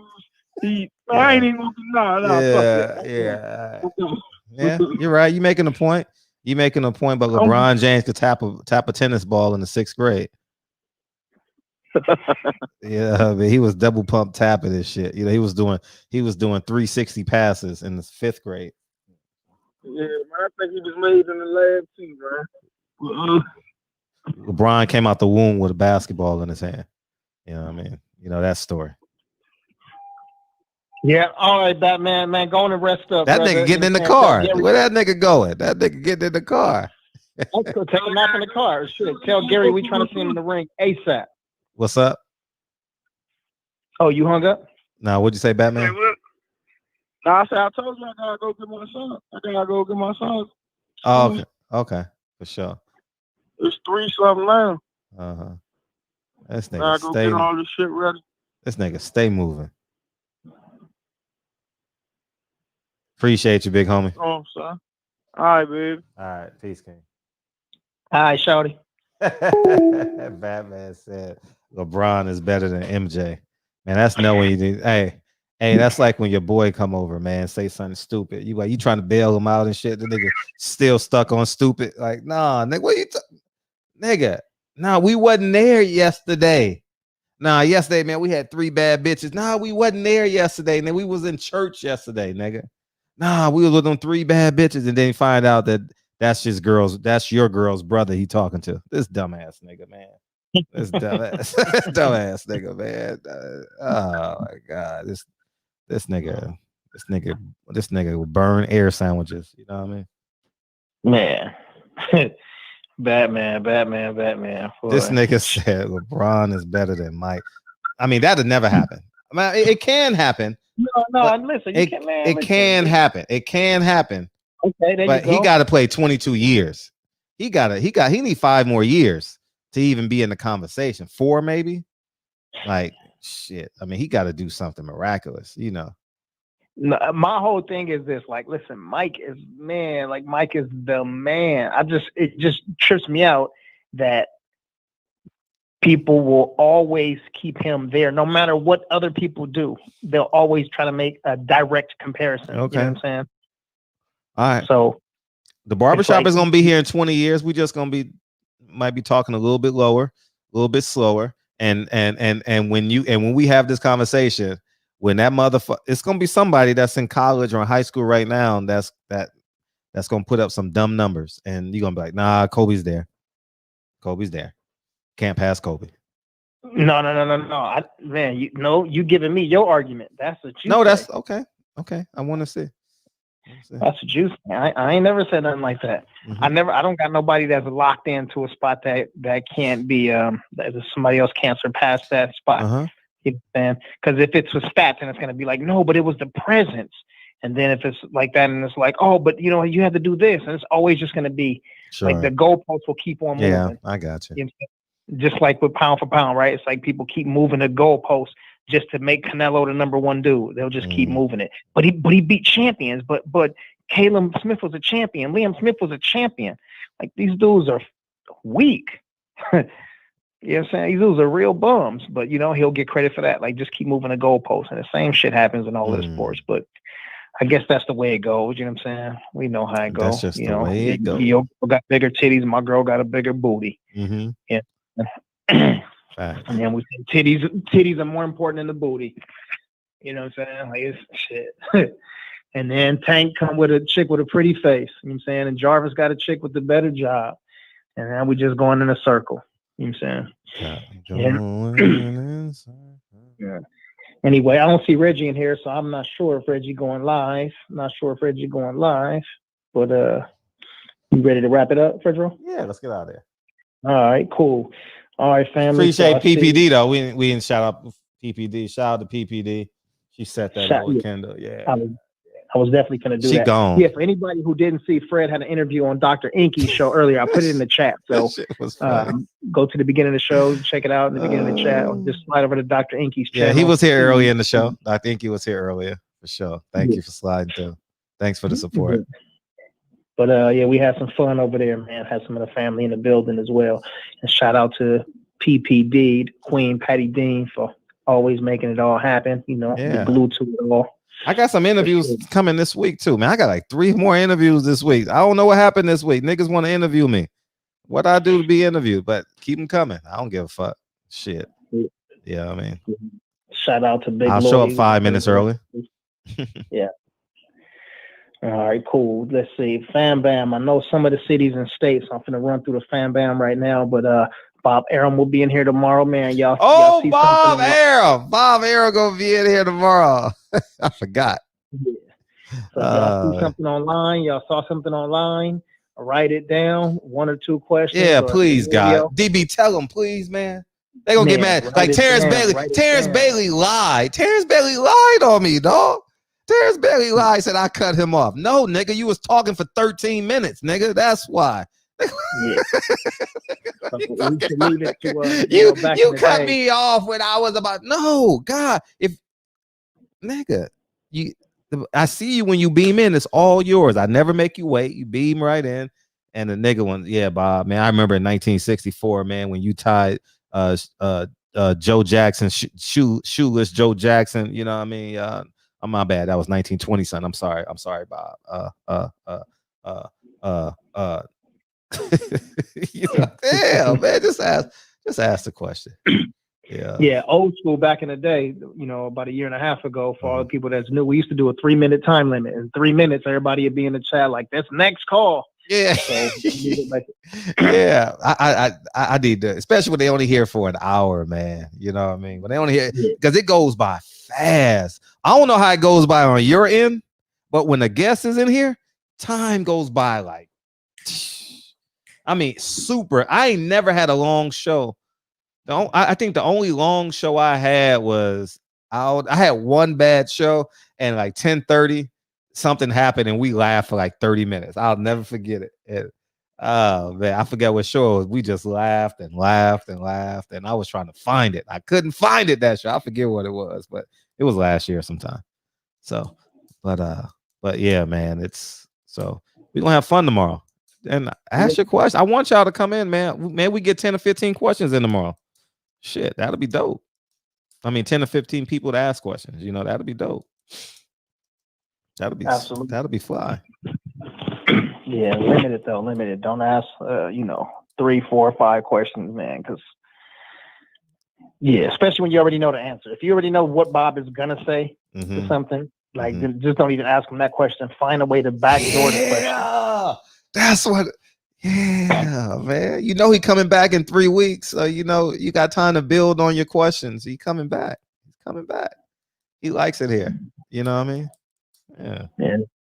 Yeah, backdoor those questions and ask him in a way where he can't give you a yes or a no, because you know he an old man, he an OG, he a businessman, he a lawyer, he a boxing promoter. All things that make him swift tongued. So he know exactly what to say. So if you give him an option of saying yes or no, he's just gonna say yes, and he's gonna shut his mouth and wait for the next question. You're right. Yeah. And he excited too. Yeah, we spoke for like 5 minutes today. Yeah, he's like, man, he was talking and he was excited about the college football game. Yeah, we in there. Them dudes, man, they balled. Didn't expect nothing less from those dudes though, man. They got ultra talent over there. Yeah. All right, so let's see. We got the Fam Bam in here. All right, let's see. If I was in control, I would put Mr. Tennessee himself in the chat.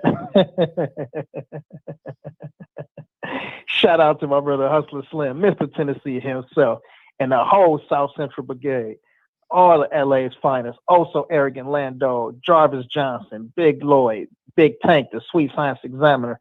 First and foremost, shout out to them brothers right there. You know what I'm saying? Then we got Cletus. You're walking over here, but you're limping back. Shout out to Cletus. You know what I'm saying? Desmond Bishop. Desmond been on my head all chat, but Yeah, you know 9 p.m. Yeah. Yeah. Yeah, he's coming on at the regular time. Yeah. Yeah. Shout out to my brother Philip H. Philip H said, great show. And Philip got some common sense when it comes to basketball. Let's see. Mark Wonderly, he said, peace out, family. LDBC, be safe. Bomb Squad, Team Petty again. Absolutely. Oh, we Jalen I forgot another confirmation this week. We got Bernard Hopkins. He's coming in next week. Damn. Bernard Hopkins be here next week. Woo. Yeah. But I ain't gonna lie to y'all niggas. Bernard Hopkins was special to me when I was a kid, man. I'm just gonna keep it a buck with Nassim. I told y'all about the Kofi, Nassim Richardson, and the Executioner. Bernard Hopkins was a nigga. He went everywhere and shitted on everybody. And then something, still a nigga. Yeah, and something changed though. Now, I mean, you get older and you relay your messages a little bit different because I see it in myself. But you know, but Bernard, man, we gonna get on Bernard, but I love Bernard as a kid, man. Damn, I love Bernard because he was tough. He was tough, man. He was that nigga, man. Shout out to PPD with the booking. Yeah, he was tough, man. PPD? PPD? Yeah, he was tough. Man, TB said he paid $20 for a 10-second video on OnlyFans, thinking it was a whole video. Man. Shout out to my cousin SSC. Jarvis, I was there at that fight, Jarvis. Joe Smith. Yeah, that nigga knew what was coming. Yeah, he was coming. Yeah. I had a great deal of respect for Bernard coming up in boxing, man. When he stopped Oscar, I was so happy. I was so happy. Yeah. I was trying to get Oscar. I was trying to set Oscar. I could say it now because I don't really give a fuck. But I was actually trying to set Oscar up for an interview because I train at a Golden Boy gym and I was lying and shit. And I was trying to get him for an interview and it didn't work. I was trying to, finagle my way in there. I think Oscar's a great fighter. I was going to get that interview and hammer his ass. I tried, though. Anyways, what's up? Man, they got launched through the ropes. Man, that shit was crazy. We're going to talk about that, too. Hey, remind me to put that in my notes because I may forget about that. Because we bringing out the Executioner next Wednesday. We bringing out that. I don't give a fuck about Bernard the businessman. I mean, we're going to talk about the Canelo shit and all that, obviously. But Bernard the Executioner was that dude, man. I'd never miss an HBO Bernard Hopkins fight. Never. Bernard was that dude, man. Bernard, for me, I'm growing up in New York and shit, and you see a new nigga make it out, coming out of jail, becoming a fighter at 27, 28 years old, somewhere in there, Yeah. So, yeah, bad man. Was a bad man. What was a bad man? he said he would never let a white boy beat me. It got launched through the ropes. Oh, God. Oh, someone should make that a meme. That shit is, I'm pretty sure it's a meme out there. I'm pretty sure it is. That's funny though. That's funny. That's a slam a fucking fool, man. God damn. On everything. Yeah. He gonna come in and rock out with us, man. Me and Bernard we used to have cool chemistry. I went to his last workout. I was like, Bernard, man, this your last workout. It's a part of history, man. I want to be there. He said, come on, man. And I went to his last workout at a Wild Card. I was a big Bernard fan, dog. Even though I love Roy, love Bernard. He was more grimy to me, He was more God gifted, Roy Jones, So he was more like he can't lose, So anyway, he lost 9 times though. Yeah. So. Yeah, that's what happens. You get older. Shit, you don't have the same reflexes. Yeah. But shout out to the brother Broderick Hunter, 24 Jeezy, H Money, Mr. Supreme, Dave Jack. I kind of want to celebrate Bernard a little bit, though. You know what I mean? Like, I'm getting nostalgic, man. Like, I love Bernard Hopkins, man. That nigga was the shit. Damn. Hey, go back. Hey, for all y'all young niggas, don't go watch the fights because you know the results because y'all niggas love box rec and shit. Go watch these niggas' interviews. Go watch Bernard's interviews in the 90s and shit, in the early 2000s. Man, Bernard, man. He would be on. You thought Floyd is nothing compared to what he did with Larry Merchant. Man, go back and watch that shit, dog. Go back and enjoy yourself. Go back. Just fast forward the fights to you know who you gonna fight next, Bernard. Go to that part. You'll have a good time. You'll have a good time, man. And when he went to Puerto Rico and shit like that, you know what I mean, you'll have a great time with that. Yeah. Shout out to best pugilist Paul Sunderland in here. He said impeach Bob Arum. Eli Zachary talks everything. And you can't impeach a boss, nigga. That's the beautiful thing about being a boss. You can't impeach a boss. That's why we advocate that, man. Be a boss in some level in your life, man. Whether it's in your home or actually got a brick and mortar. You know what I mean? Be a boss. You know. But yeah, we gonna get on Bob tomorrow. We're gonna have some fun with Bob. You know what I mean? So, hey, H Money, I'm gonna ask him the ABC questions of the 135 division. Raise the level of your questions tomorrow, okay?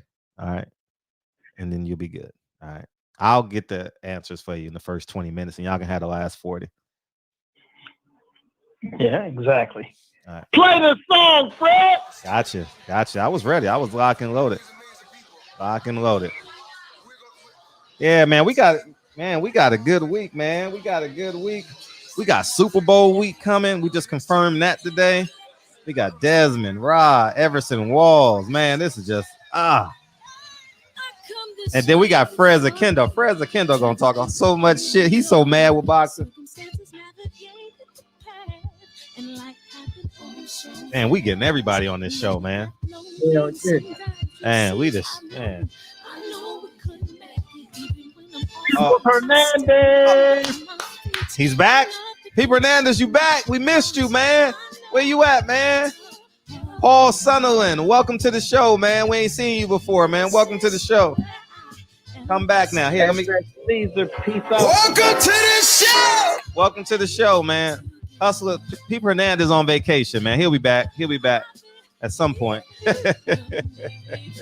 Oh man, he got two.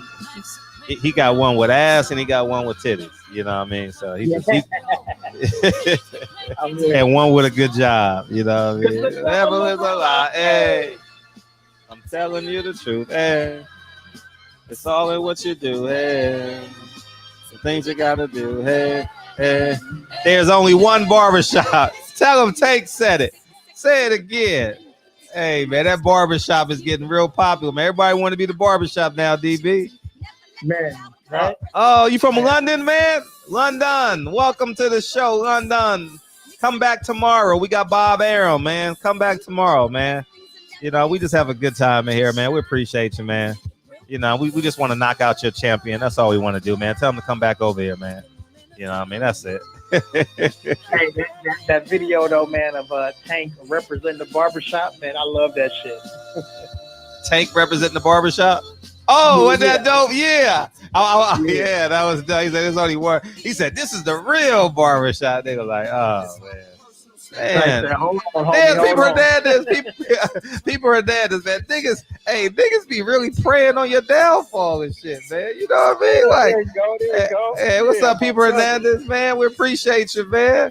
I want everybody to win, man. You can shout out your channel. You can put the links in. You can promote your business. And God damn, man, I'm not getting in nobody's way. Ain't no traffic on this channel, man. Ain't no traffic, man. You can do whatever you want, man. I'm not getting in nobody's way, man. Damn. Callahan, what up, Tremaine? SF City Slicker. I see you, Jalen Thompson. Man, the brother's coming through late. Yeah, we appreciate y'all, man. It's the greatest show on earth, man. The greatest show on earth. Yeah, smash that like button. Impeach Fury. Oh, man. Why, y'all? Because the devil is alive. Hey. I'm telling you the truth. Hey, it's all in what you do. Hey. Some things. I appreciate y'all, man. We had a great show, man. We had an interview earlier, PPD, all that good stuff, man. Thank you. We had a good show. We got Bob Arum coming in tomorrow. And then we got Rusty Jux coming in on Wednesday. And then we back at it by ourselves on Thursday. So thank you, y'all. Love y'all. Appreciate y'all. Love you, DB. Thank you for your help today. And yeah, and all the time. And Kobe, man. Kobe. You know what I mean? Kobe. Yeah, go. Bro, All right, love you too, man. Appreciate y'all, man. Thank you.